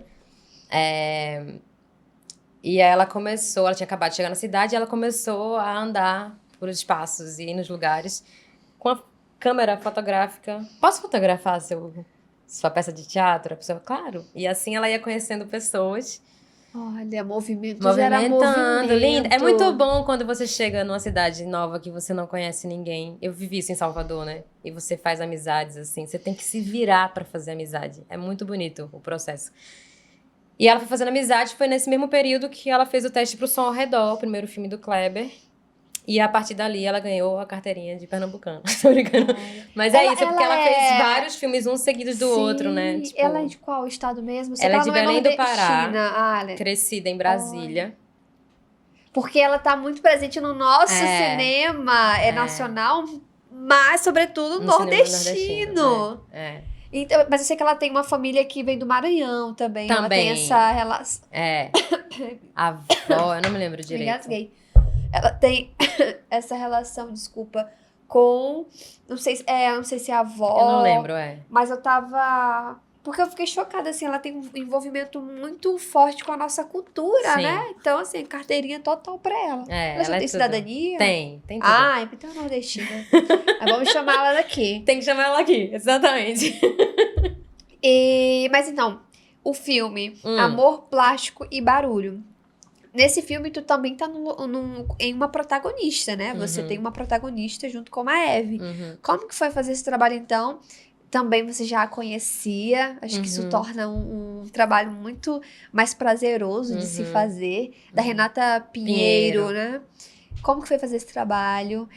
Algo muito interessante que eu assisti ele, vendo que tem ali uma ambientação de Recife, nesse lugar também da música, né? Que é algo que você gosta e traz o brega. E Qual que é, gente? Brega mesmo, né? É. Brega funk e brega romântico. Tá, e... É um pouco dessa transição. E aí eu tava assistindo e isso abriu muito a minha mente, porque eu conheci o brega no Pará. E eu sei que tem essa breguinha aí. Inclusive saiu no Fantástico recentemente uma reportagem de um cantor de brega de Recife falando que Recife tem que ser considerada a maior capital do brega. E os paraenses, meu Com Deus, ódio. como assim? Eu morei no Pará por muito tempo. Ai, que tudo. Conheci o brega de lá, mas eu não sabia que no Nordeste tinha esse movimento. Muito forte. Eu não sabia. E aí você vê essa bolha, né? Dentro do nosso próprio território, porque somos diversos. E aí eu fiquei fascinada, assim, porque vocês trazem esse universo pra gente. Então, como é que foi estar ali atuando naquela ambientação e com uma protagonista? Eu escuto brega desde sempre, querendo ou não querendo. Falo querendo ou não querendo porque o brega é tão presente no contexto periférico recifense que você escuta mesmo sem você botar na sua rádio, né? Você escuta todos os Não dias parece também? os vizinhos, exato. Então, desde sempre eu escuto brega e eu gostava de assistir os programas de brega, que era todo dia de tarde, Então na hora passava do almoço. Tinha. Tinha. Assim como no filme. Sim, que não, máximo. tudo. Eu assistia com as minhas irmãs, era ótimo. Saía da escola e via programa de brega. Quando o filme, o Amor, Plástico e Barulho, ele é um filhote do Tatuagem, né? Renata Pinheiro foi diretora de arte do Tatuagem, me conheceu nesse filme e me chama por causa do Tatuagem para fazer o APB.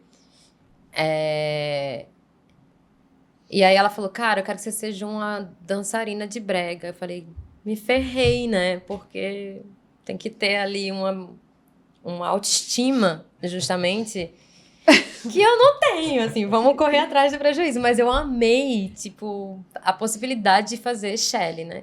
Com Maeve. Quando eu soube que era com Maeve, eu falei, nossa, maravilhoso. Então, foi um filme que foi muito divertido de fazer, sobre esse universo que fez parte da minha adolescência, que pra mim era muito natural, né? Tipo, eu vi a transição do brega romântico pro brega funk acontecendo. Eu comparo o brega no Recife, o brega recifense, um pouco como um movimento tão importante quanto um Mangue Beat foi. Porque é uma música da periferia, é uma música que as pessoas da periferia se bancam. Tem todo um mercado paralelo que não é o mercado, né, tipo, musical, que deveria ser. Mas eu acho que tá ganhando uma visibilidade agora, maior. cada vez mais, a gente tem nossas Agora. rainhas, imagina, Priscila Senna, Sim. né? Não, e Zé essa Vaqueiro. reportagem atual no Fantástico Sim. foi uma porta, assim, que se abriu, Sim, porque sim. eu nem tá sabia. ficando cada vez mais conhecido, né? Mas são muitos anos, né? Tem 20 anos. Veio com... Obviamente, tinha o brega já que já existia, Reginaldo Rossi, né? Amo, os... Como é o nome deles? Esqueci agora. Os Labaredas, né? Quando eu era criancinha, já ouvia. O Rei, né? E aí, depois, ali nos anos 90, veio Joelma, e por causa do Calypso, os outros grupos começaram a existir. É muito inspirado no Pará. Totalmente inspirado no Pará. Então, olha, gente, sem briga, tá? Pelo amor de Deus, ô besteira. Ô besteira. Totalmente, eu acho que sim. E por falar isso, olha, gente, ela falou em Calypso e Joelma, eu sonhei com a Joelma do Calypso essa noite. Olha. Que eu estava no show dela. Olha que coincidência gigantesca. É porque ontem teve o show dela aqui no Rio. E eu não fui ontem à noite da turnê. E eu sou muito fã do trabalho dela. Desde criancinha, 10 anos de idade. E aí eu fui dormir, eu acho que com esse sentimento de que eu perdi. Aí passei a noite sonhando. Tá tudo bem. Eu não sou um especialista, não, no brega, não. Mas eu ouvi muito quando... Especialista no sentido da história do brega, né? Mas eu ouvi muito e conheço muitas pessoas. O Dedesso, que fez o Amor, Plástico e Barulho com a gente, ele é um grande compositor, o que faz o cantor da nossa banda. Sim. Ele é um grande compositor de brega, de uma banda Vício Louco, que é tipo assim, show lota, eu choro quando eu vou no show deles. Então, ele, na vida real, ele tem uma banda. E ele é um compositor que eu vi há anos uma entrevista dele, sei lá, com Regina Casé, não lembro direito, naquele Brasil Legal que ela fazia. Ela visitou a casa dele e ela perguntou pra ele assim, Dedesso, onde vem a sua inspiração pra compor suas músicas? Aí ele falou, cara, do Mário Bros, do Pica-Pau, de tudo, assim, da música que a minha mãe ouve. De tudo que a vida traz. A vida tá na música, assim, deles, entendeu? Tipo assim, é muito lindo. Eu acho um bafo. E acho que é um pensamento... um pensamento criativo, né? De uma periferia, de uma territorialidade, assim, que deve estar no Pará de outro jeito.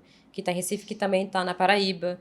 Tem lá também as reivindicações. Não, aqui em João Pessoa também tem brega, tem as... Mas o Maranhão nem vai entrar nesse negócio. Né? Tá tudo certo entre a gente, tá? Paz. Mas que eu queria perguntar, meu Deus. Tu canta o brega também? Eu adoro. Canto super. A vontade de cantar ânsia no Ed Porrec. Ai, faz todo sentido. Não, tem músicas que eu amo muito. Eu escuto brega até hoje. Nossa, a ânsia é muito tem nostálgico. Que eu amo muito. Muito. Eu acho que eu fui assistir, que eu fiquei louca pra assistir quando eu vi um trecho, você cantando essa música. E aí me pegou muito. Falei, eu preciso ver essa peça. E então, foi uma boa experiência, Amor, Plástico e Barulho. Sim.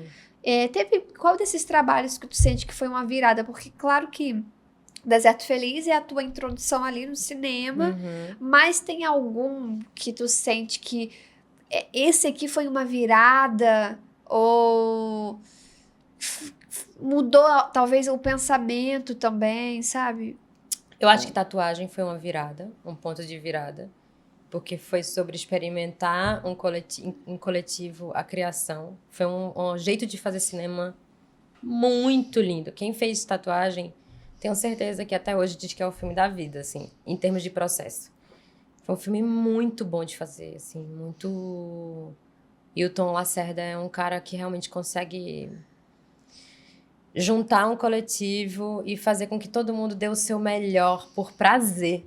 Sabe, assim, é um negócio muito incrível que aconteceu ali, foi uma magia. Então, em termos de processo, mas não só, o Tatuagem foi onde eu conheci meus maiores parceiros de vida, né, até hoje, assim. Hilton, aí Marcelo Caetano, que vou trabalhar, né, nos filmes seguintes dele. Obviamente, Thales, que é diretor de arte, Felipe Fernandes já eram meus amigos antes. Felipe, a gente teve uma relação de 5 anos. É um grande artista, diretor de cinema, do qual eu tenho um prazer estético no cinema dele. E espero que todos os filmes que ele faça, eu faça até agora, tá rolando.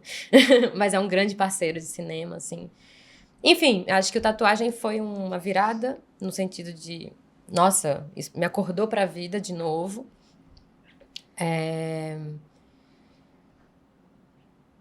Sei lá, acho que cada filme tem sua importância, assim. O Amor, Plástico e Barulho, ele foi lançado em 2013, 14 talvez, não lembro, num período... Eu não lembro direito, mas ele foi lançado num período... Ele foi lançado, tipo, as sessões que tinham dele em São Paulo, por exemplo, eu tava morando lá, eram sessões segunda-feira, 2h. Era aquela briga. Por isso que a gente tá brigando de novo com essa coisa dos streams. de ter espaço de distribuição, espaço para o cinema independente no cinema durante as exibições, né? Não à toa o Agente Secreto fez 100 mil pessoas no primeiro dia de espectadores, né? Porque agora... Enfim, começou a furar uma bolha e dizer assim, não, a gente existe, a gente precisa de espaço. Se a gente tiver espaço, o filme não vai ser visto. Então, o APB, ele demorou para ser visto. Ele foi visto anos depois, na pandemia. Que aí as pessoas estavam consumindo mais filme e elas começaram a pesquisar. E aí ele voltou a circular, assim. Então, ele não teve esse sucesso de imediato, esse reconhecimento. Eu não sei quanto de bilheteria que ele fez, mas o cinema brasileiro tem essa dificuldade, em geral, por falta de espaço, por falta de estrutura... É isso, por brigar com o blockbuster dos Estados Unidos, né? Em termos de espaço, cinema, nos cinemas, né? De rua, nos cinemas existe shopping. Uma dificuldade de encontrar também no streaming, nas plataformas, quando a gente quer assistir algum filme.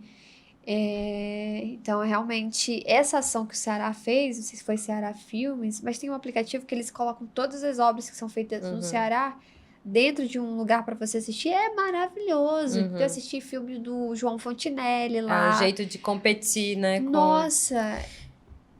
Acho que essa é uma alternativa. A gente tá falando sobre distribuição há muito tempo. Desde que eu comecei a fazer cinema, eu escuto debate sobre isso, assim. Tem muitos anos que tá se fazendo, né, esse debate sobre distribuição.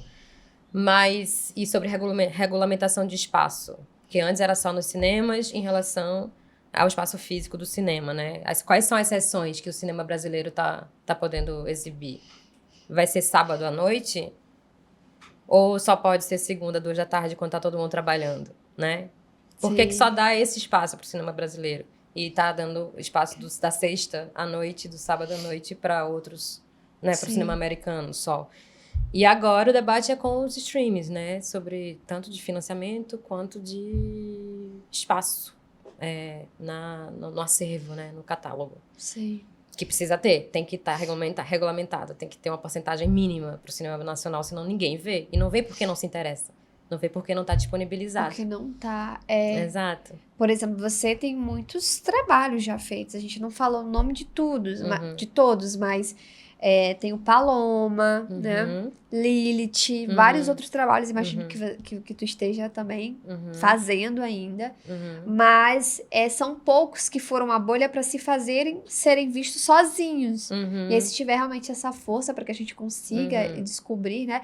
E o que eu conheço muitos filmes aqui também, porque no finalzinho a gente vai pedir uma dica, e aí cada convidado vem, fala um filme, e aí é um lugar também de você, a gente posta na rede, eu percebi que a galera tá gostando desse quadro, porque tem cortes que dá assim, 400 curtidas, a gente comentando, nossa, esse filme, que legal. E até a minha lista também aumentou tanto que eu não consegui ainda ver tudo, mas você fura também, porque são muitos trabalhos que eu não conhecia. Sim. Tatuagem eu assisti por uma indicação aqui do podcast. Que legal. E aí você vai conhecendo mais o cinema, né? Dos estados, onde é que foi feito. Isso é muito legal. Sim. Mas falando de você, então, vou te fazer uma pergunta difícil. Porque tu dirige, tu produz, canta, atua. Se fosse escolher uma coisa, assim, pra o resto da vida.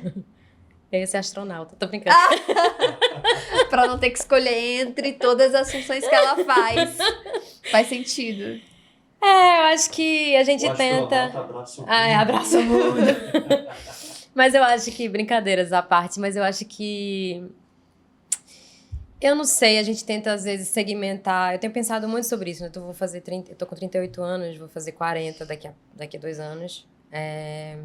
E tenho pensado sobre isso. Nossa, Nath, você tá com 38 e você tá ainda abrindo janela em termos de linguagem, né? Sim. Comecei a escrever, tenho escrito cada vez mais, tenho gostado. Eu faço, por que eu tô escrevendo? Sabe assim,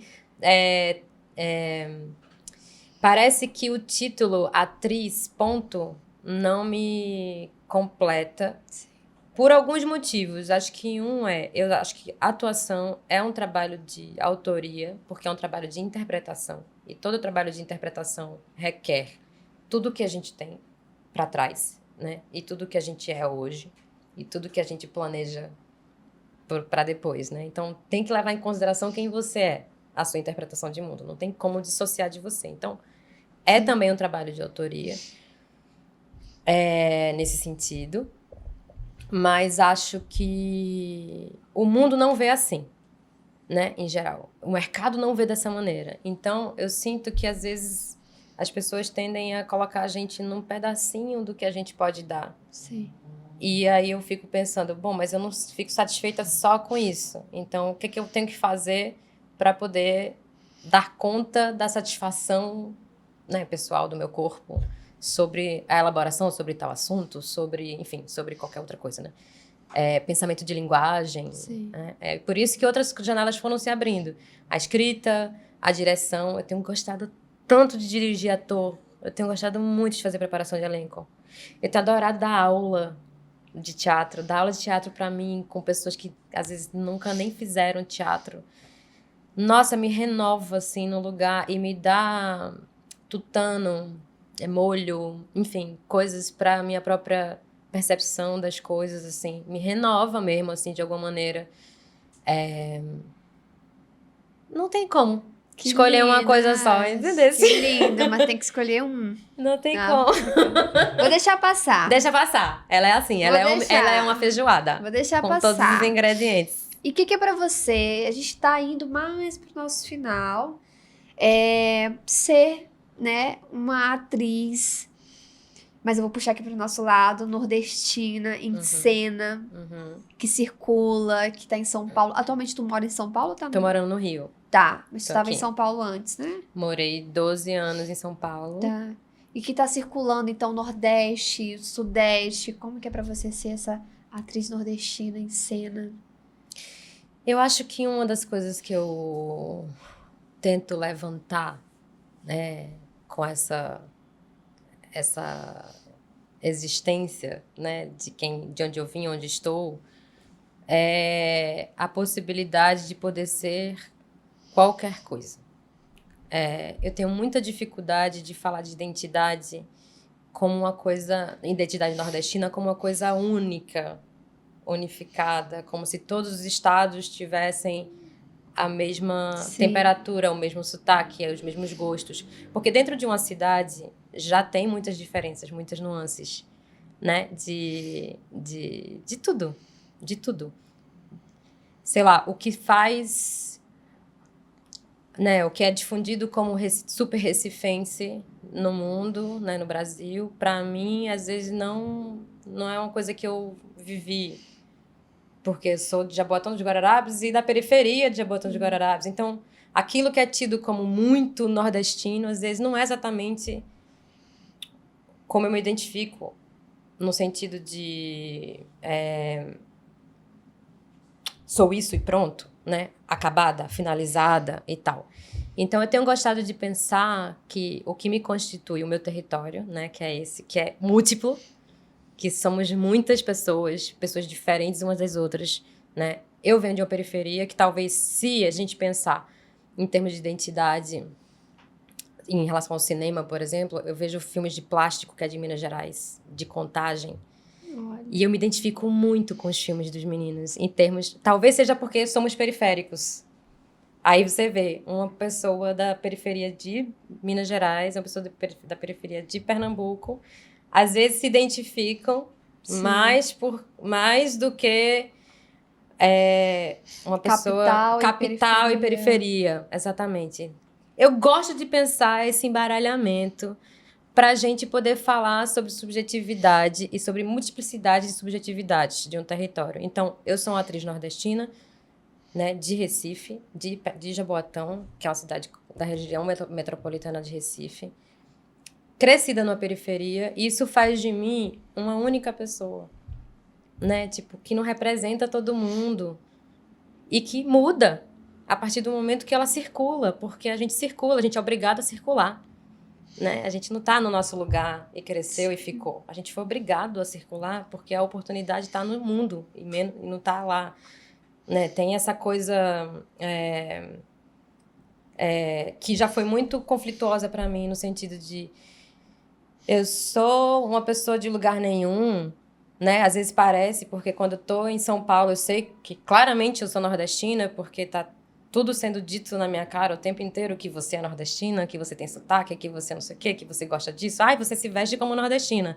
Ah, você não tem todos esses preconceitos, né? Essas coisas. Quando eu volto pra Recife, as pessoas falam, nossa, seu sotaque tá diferente. Totalmente. Já me vem um pouco como estrangeira, né? De algum jeito. Então, o que faz a gente, nesse lugar, a partir do momento que a gente começa a se mover no mundo, a gente perde quem a gente é? Ou a gente vai ganhando coisas, né? Ou a gente é uma complexidade de informações que a gente vai acumulando ao longo do caminho, assim. Então, eu tenho gostado de pensar nisso, assim, de me levar... Tô falando isso tudo, vou tentar resumir, mas tô falando isso tudo para dizer que quando eu atuo como uma atriz nordestina em qualquer projeto, seja em Recife, que é uma delícia, porque eu me sinto em casa, falo a mesma língua, nossa, os conflitos são bem menores, ou num projeto aqui do Sudeste, eu tento, primeiramente, dizer assim, eu sou uma pessoa, eu não sou o Nordeste inteiro. Então, não venha colar em mim o que você acha que é o Nordeste. Sim. Porque eu sou uma pessoa no Nordeste inteiro. Então, tento bagunçar um pouco, sabe? Tipo, provocar um pouco essas percepções sobre o que é a identidade nordestina como uma coisa só, né? Isso é muito interessante, porque às vezes a gente tem esse lugar, né, de referência. Vamos atrás da pessoa X, que é nordestina, e que a gente tem que perguntar pra ela o que é isso. Eu tive um amigo que me enviou uma lista, ele é aqui do Rio mesmo, carioca, e ele me enviou uma lista com um monte de expressões nordestinas. E aí ele mandou no WhatsApp e falou assim, Jô, me dá uma ajuda aqui rápido, isso aqui tá certo? E eu li um monte de expressões que eu nem conhecia. Nunca vi na minha vida. E eu fui catando a do Maranhão. Aí esse aqui eu conheço, esse aqui é do Maranhão. Aí eu falei, amigo, então, ó, essa aqui é do meu estado. No Maranhão. Tá? Os outros, você vai ter que encontrar mais 8 pessoas pra te falar se tá correto. Exato. Então, é muito interessante a forma que você se coloca, né? Eu sou uma pessoa que realmente não é o todo. E as pessoas têm... ainda existe esse lugar, né, da delimitação, do Sudeste colocar o Nordeste num lugar só. Você vai viajar pro Nordeste, é Nordeste. Não fala nem o nome do estado, é Nordeste. Você sabe que a primeira vez que eu falei com uma amiga sudestina, querida, eu falei assim, não, porque vocês sudestinos... Aí ela falou assim, a gente sudestino, porque eu regionalizei. Aqui. Sim. Não, porque vocês sudestinos, aqui vocês fazem não sei o que. Ela ficou tão chocada, ela falou, como assim? Eu nunca ouvi essa palavra sudestino. Eu falei, gente, tá tão acostumado a regionalizar só a gente, que quando a gente... Porque a gente é o outro, né? Eles são aqui, né, o Sudeste, e eu nem coloco Minas Gerais totalmente nessa roda, porque eu acho que é um pouco Rio-São Paulo que se comporta assim. É tão umbigo da cultura do Brasil, se acha tão umbigo da cultura do Brasil, que às vezes tudo que é fora daqui é o outro. Sim. Aí isso vai ser regionalizado, isso vai ser específico, enquanto aqui é universal. A invenção do Nordeste, Durval explica muito bem. E... Então, a pergunta era... Sobre como me colocar como atriz nordestina. Sim, atriz nordestina. Então, falando ainda de atriz nordestina, mulher em cena, como que tu enxerga esse espaço da mulher artista hoje, nesse cenário contemporâneo da arte? Porque você vive isso. Você é uma atriz, uma artista, uma mulher nordestina que tá no cenário contemporâneo. E eu lembro muito de Édipo Rec, quando eu faço essa pergunta. Então, como que tu enxerga, como que tá esse espaço pra gente? Muito bom você tocar nesse ponto e lembrar de Édipo. Tanto pra mulher atriz nordestina também, né? Mas também pra esse espaço da arte mesmo, né? Enquanto artista. Eu acho que a gente tem um desafio pra quebrar, pra elaborar, que é ter a coragem de nos colocarmos de fato nas coisas, assim, no sentido de linguagem, no sentido de pensamento, no sentido de... Sei lá, tô falando isso porque você falou do Édipo Rec e eu me lembrei do conflito que foi uma época, quando a gente estreou. Alguns amigos foram ver a peça e falaram assim, nossa, Nath, você precisa estar mais no centro, você precisa aparecer mais. Você, como assim você é Jocasta e você logo não tá... Natasha, né? Não te conhece quem falou isso? Eu tô com uma hora de conversa com você, eu já entendi que você... Não, amigos queridos, eu escuto isso na minha carreira a vida toda, assim, que é tipo, como assim você não tá tendo espaço X, né? Numa lógica de espaço, de sucesso, que é muito específica. E aí eu fiquei pensando sobre isso, eu falei, gente, as pessoas esperavam que, porque o Majlute vai fazer uma peça com uma mulher, porque passaram muito tempo sem fazer uma peça com uma mulher no elenco, as pessoas esperam que eu faça uma performance de mulheridade específica que elas querem, que é a rainha que brilha num lugar X, a que dá o texto de não sei... Sabe assim, as pessoas forjam ali uma coisa sobre a minha atuação ou a possibilidade de criação de personagem que não condiz com o meu desejo. Tipo assim, ninguém tá levando em consideração o que eu desejo. Porque quando as pessoas vieram me falar sobre isso, elas me perguntaram, nossa, você criou a peça junto.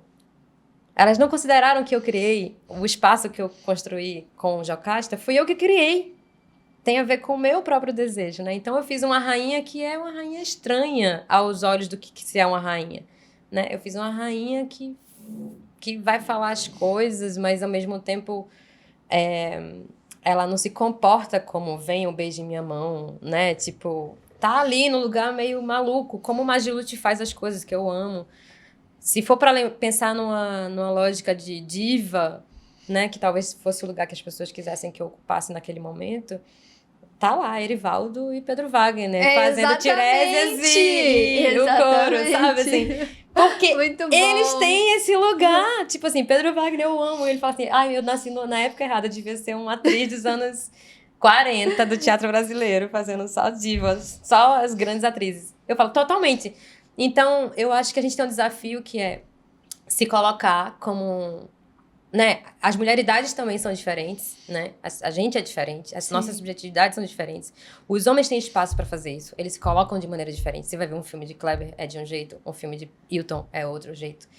Enfim, existe... O mundo abarca e conforta qualquer tipo de pensamento de criação vindo de um homem. Do nosso lado, eles querem que a gente se comporte de um jeito específico, né? E aí, às vezes, vem nisso. Ou você tá no centro porque você é a única mulher e você tem que ser a rainha que manda em todos, o poder. As pautas atuais da sociedade obrigam isso, né? Obriga a gente a ocupar esse lugar. Eu acho que isso é um desafio de qualquer artista no geral, né, hoje. Assim, pensar como que a gente pensa linguagem e tudo, criação, enfim, para além do discurso das pautas todas, né? Como é que a gente se utiliza delas, mas... Muito legal saber que tu criou junto esse momento. Sim, a gente construiu a peça juntos. Eu adoro esse momento. E que tu entra, que tem a música, que todo mundo se envolve ali. E um caos também. Você fica, caos. O que tá acontecendo? Tu tem algum ritual pra entrar em cena, no teatro, ou quando vai fazer cinema? Eu chego 3 horas antes, em geral. Eu faço as coisas com muita lentidão, assim, com muita calma. Eu, em geral, dou uma volta pelo teatro e vejo de novo onde que eu vou entrar, por onde que eu vou sair, uma mapeada. Eu gosto de cantar alguma coisa antes, que é um jeito de aquecer. Quando no Teatro Oficina, a gente cantava os sambas do Teatro Oficina, coletivamente, mas no Magilute eu gosto de cantar alguma coisa que eu tô... enfim, do dia. Peço para abrir caminho ali pro dia, Dionísio, Exu. Ou seja, faz orações, caminhadas, cantos. Um pouco ali, um pouco tudo, um pouco ali na concentração. E eu quero saber o que vem por aí, novos projetos, o que a gente pode esperar. Subversivo é né? Que você vai ali realinhar e trazer pra gente. Você tá gravando alguma coisa agora? Eu tô filmando um novo longa de Júlia Murat, que ainda não tem nome. É um filme super corajoso, assim, porque é um filme que não tem roteiro. É um filme aberto. A gente tá filmando desde o primeiro dia de encontro, então é possível que... É um filme que... É um documentário que dá numa ficção. Eu acho que é a única coisa que eu posso falar do filme, com outros 3 atores que eu amo de paixão, que é o Rodrigo Bolzan, o Márcio Vito, daqui do Rio, e Sol Miranda. Tem um filme da Letícia Simões, A Vida Secreta dos Meus 3 Homens, que vai estrear no ano que vem, que é um filme que eu amo. Eu fui diretora assistente, preparadora de elenco e atuei no filme. É um filme que eu amo muito, muito, muito, muito, muito. Acho que todo mundo tem que estar de olho na Letícia, assim, ela é uma grande diretora que está pensando em linguagem de um jeito muito específico, corajosíssima. E aí vai estrear no ano que vem. Vai estrear no ano que vem. A gente tá fazendo o festival. Hoje tá passando na Chapada Diamantina, inclusive. Ai, que legal. Então vocês estão rodando os festivais e aí vai ter estreia pro público. Perfeito. Tô querendo aprofundar a pesquisa do Asma com Adelaide Ivanova e Mirella Façanha, que são minhas parceiras. O Asma é um livro da Adelaide, pernambucana, um livro de poema maravilhoso, que a gente adaptou um pouco pro teatro. Eu tô querendo continuar esse projeto. Fizemos uma abertura esse ano em São Paulo. E é isso, vamos ver coisas de cinema, coisas de outras coisas que podem aparecer. Tem um filme também que vai daqui a pouco aparecer, que é o Borda do Mundo, que tá José Fati, daqui do Rio, que eu fiz preparação de elenco também, que foi incrível de fazer. Enfim, várias coisitas. Temos muitas coisas. Muitas então, cositas. Que delícia, o sonho do artista, né? Axé. E vai dar tudo certo. E a pergunta, algum sonho de criação que tu ainda não realizou? De Porque tu tá fazendo criação. muita coisa. Tá criando, dirigindo, mas tem alguma coisa que tu ainda não realizou, que tu pensa em fazer, ou já fez tudo? Não, tem muita coisa pra fazer. Ó, eu quero escrever um 20 livro. anos de carreira. Eu quero escrever um livro. Acabou. Eu quero, talvez, gravar um disco. Nem que seja Olha. um disco afetivo. Pode ser só um, inclusive, qualquer coisa. Pra carimbar, feito. Sei não, muitas coisas, imagina. Quero dirigir. Eu tenho um roteiro de um filme, de um longa-metragem, que eu tô fazendo há anos. Olha aí, Daniel quer fazer cinema. É diretor de fotografia. Que eu tô escrevendo há anos, a história da minha avó, fabulada, inclusive. Que eu tô querendo uma hora, enfim, entregar numa produtora e dizer, bora aí. E chamar alguém pra dirigir comigo, obviamente. Não vou fazer um longa-metragem de primeira, assim, sozinha. Ué, fez Submersiva, por que não? Não, então, justamente, a gente aprende, né? Dirigir junto com alguém? Pega quando você... Não, imagina, tem gente que tem a mesma cabeça, que vai dar bom. Vai dar certo. Wait me. Vai dar certo. E um conselho pra quem tá assistindo, pra quem assistiu até o final, não precisa se preocupar tanto, ai, que conselho. É algo mesmo que veio da sua percepção, da tua vivência, entendeu? Que você acha que isso pode agregar pra quem tá começando, ou pra quem tá desistindo.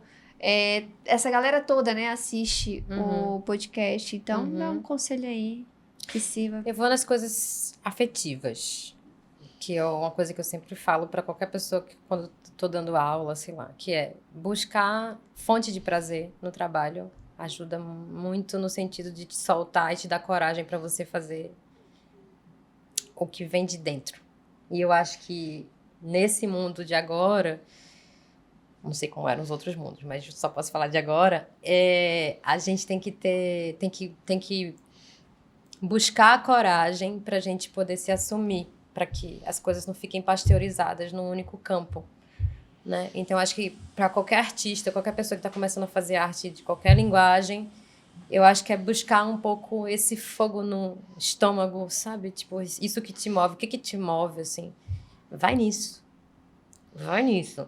Em vez de tentar simplesmente fazer formatadamente o que você considera que é uma boa arte. Só, vindo de fora para dentro. Mas o que tem de recheio? Quais são suas urgências, né? O que você quer dizer para o mundo? Acho que isso é uma coisa que movimenta a criação e dá impulso aí para linguagem, desenvolvimento de tudo. Perfeito.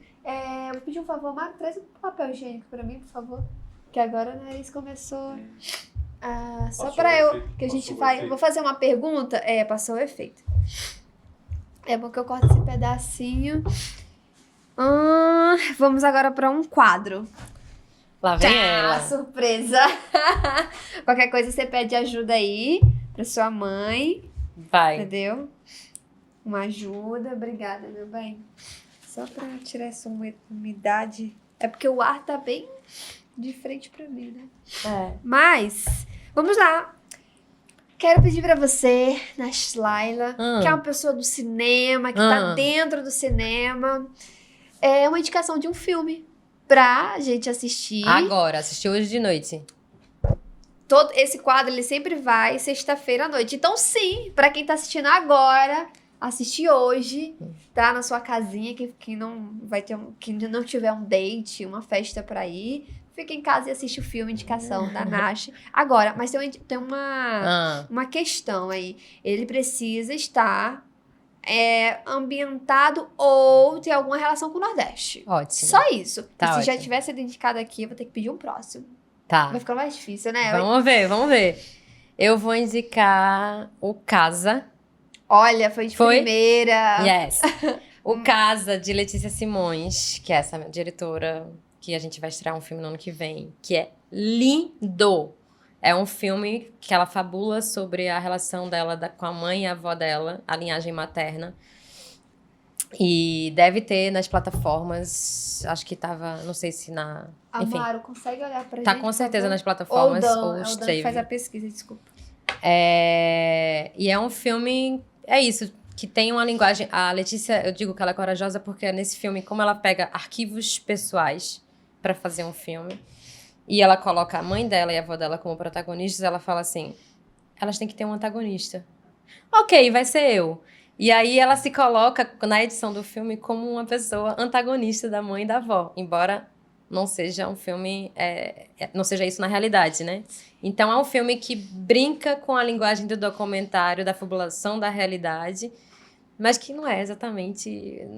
Enfim, ele é lido como um documentário, mas eu gosto de Letícia que ela brinca com a fabulação, né? É um filme ensaio, assim, de uma maneira muito nova, eu acho. Assim, Ai, muito perfeito. Lindo. Onde a gente encontra? Onde a gente encontra? Eita, casa. E agora, como é que o público vai assistir? Olha, tava na Netflix, tava na... NetNow? Tem com certeza disponível. Com certeza tem alguma dessas coisas. Gente, o Google não deu? NetNow. Tá. Quem não tiver NetNow, a Nash vai fazer uma inscrição, plano, e vai distribuir para todo mundo a senha, tá? O acesso. Ou me siga, porque na hora que tiver disponível gratuitamente, eu vou lá e indico de novo. Perfeito, então, em algum momento você vai assistir. Então, Casa de... Letícia Simões. Maravilhosa. E ainda nessa vibe, nessa leva dos filmes, eu vou fazer aqui uma brincadeirinha chamada Isso ou Aquilo. Ai, meu Deus, é muito difícil isso. É difícil mesmo. Eu não sei escolher, não. Mas você vai ter que escolher. Eu sou péssima pra escolher. Você vai ter que escolher um. E se não tiver assistido o outro trabalho que eu falar, permanece no que tu conhece, tá? Mas não pode se justificar de jeito nenhum. Ah, eu não conheço esse. Ah, não assisti. Ou, ai, mas esse aí outro é tão bom, só que eu vou ter que... Não, vai ter que ser mesmo. Na lata. É, na lata. Tá bom. Ó, deixa eu me preparar. Posso inventar também, né? Inventar o quê, mulher? Inventar. Não, pode não. Mas é isso. Vamos começar facinho. Aquários ou o som ao redor? O som ao redor. O som ao redor ou cinema, aspirinas e urubus? Meu Deus! O som ao redor. O som ao redor ou o céu de Sueli? O céu de Sueli. O céu de Sueli ou boi neon? Boi neon. Boi neon ou tatuagem? Tatuagem. Tatuagem ou Praia do Futuro? Tatuagem. Tatuagem ou Madame Satã? Tatuagem. Tatuagem ou Baixio das Bestas? Tatuagem. Tatuagem ou Amarelo Manga? Tatuagem. Tatuagem ou Deus é Brasileiro? Tatuagem. Tatuagem ou Fim de Festa? Tatuagem. Tatuagem ou O Homem que Copiava? Tatuagem. Tatuagem ou A Hora da Estrela? Tatuagem. Tatuagem ou Saudade Fez Morada Aqui Dentro? Tatuagem. Ganhou? Não. Tatuagem ou Amor, Plástico e Barulho? Tatuagem. Tatuagem ou Deserto Feliz? Tatuagem. Tatuagem de Hilton Lacerda. Poxa, eu jurava que no final ele ia pegar os trabalhos dela. Que ela ia falar, não, isso... Não, mas você eu fiz tatuagem também. Mas eu acho que talvez seja uma coisa... Ah, tem memória afetiva aí no meio, vai. Tatuagem ganhou, então, e se eu não me engano, você assiste na Globoplay. Globoplay ou Netflix, um dos dois, você vai encontrar aí. Muito bem. Muito bom. Então, nós estamos no nosso final. A gente tem um mimo pra você levar pra sua casa. Mentira! O primeiro, acho que tá chovendo, né? Tá. Inventando muito. Tá. Olha. Pra você levar essa lembrancinha com você, Amei. da sua participação aqui com a gente. Essa é uma caneca Amei. Você botou um close nela, que ela estava com a caneca aqui do lado do rosto, né? Tem que entregar o merchan. Quem da que é Estampa, que fez? Estampaí, a maior gráfica de personalizados do Rio de Janeiro. Muito obrigada, Estampaí. Muito que obrigada, tá sempre com a Estampaí. gente. E mais um mimo pra você. Agora, Gente. Sandra Calaça. Olha eu olhando do seu tablet pra ver se eu consigo achar o que você vai dizer. Curioso. Tu vai enxergar agora sim? Não. Então tá. Vai. Porque tava no zoom aqui, medonho. Quero bem, Sandra Calaça, entregando um mimo pra você levar pra sua casinha, comer com sua mãe, aproveitar a visita dela. E aqui ela deixou atrás Um o recadinho. seu nome e um recadinho, alguma coisa escrita aí. Que fofa!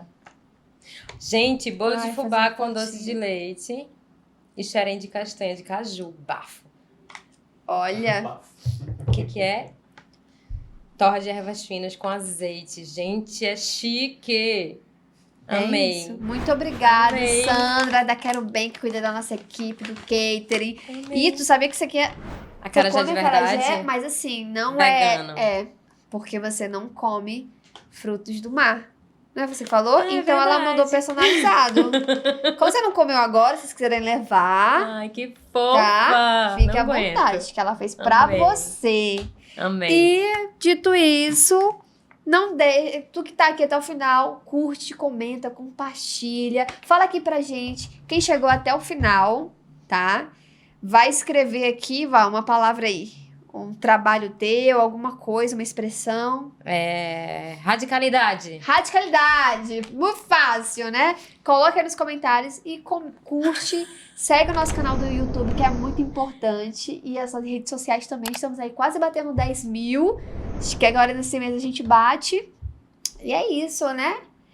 Muito obrigada meu por ter amor, amei. vindo. Eu adorei te conhecer Amei. pessoalmente. Adoro o teu trabalho. Que bom. E que bom que deu tudo certo. Tem Vida alguma longa coisa o que tu não podcast. falou, que tu queira falar? Falei demais já. E a rede social?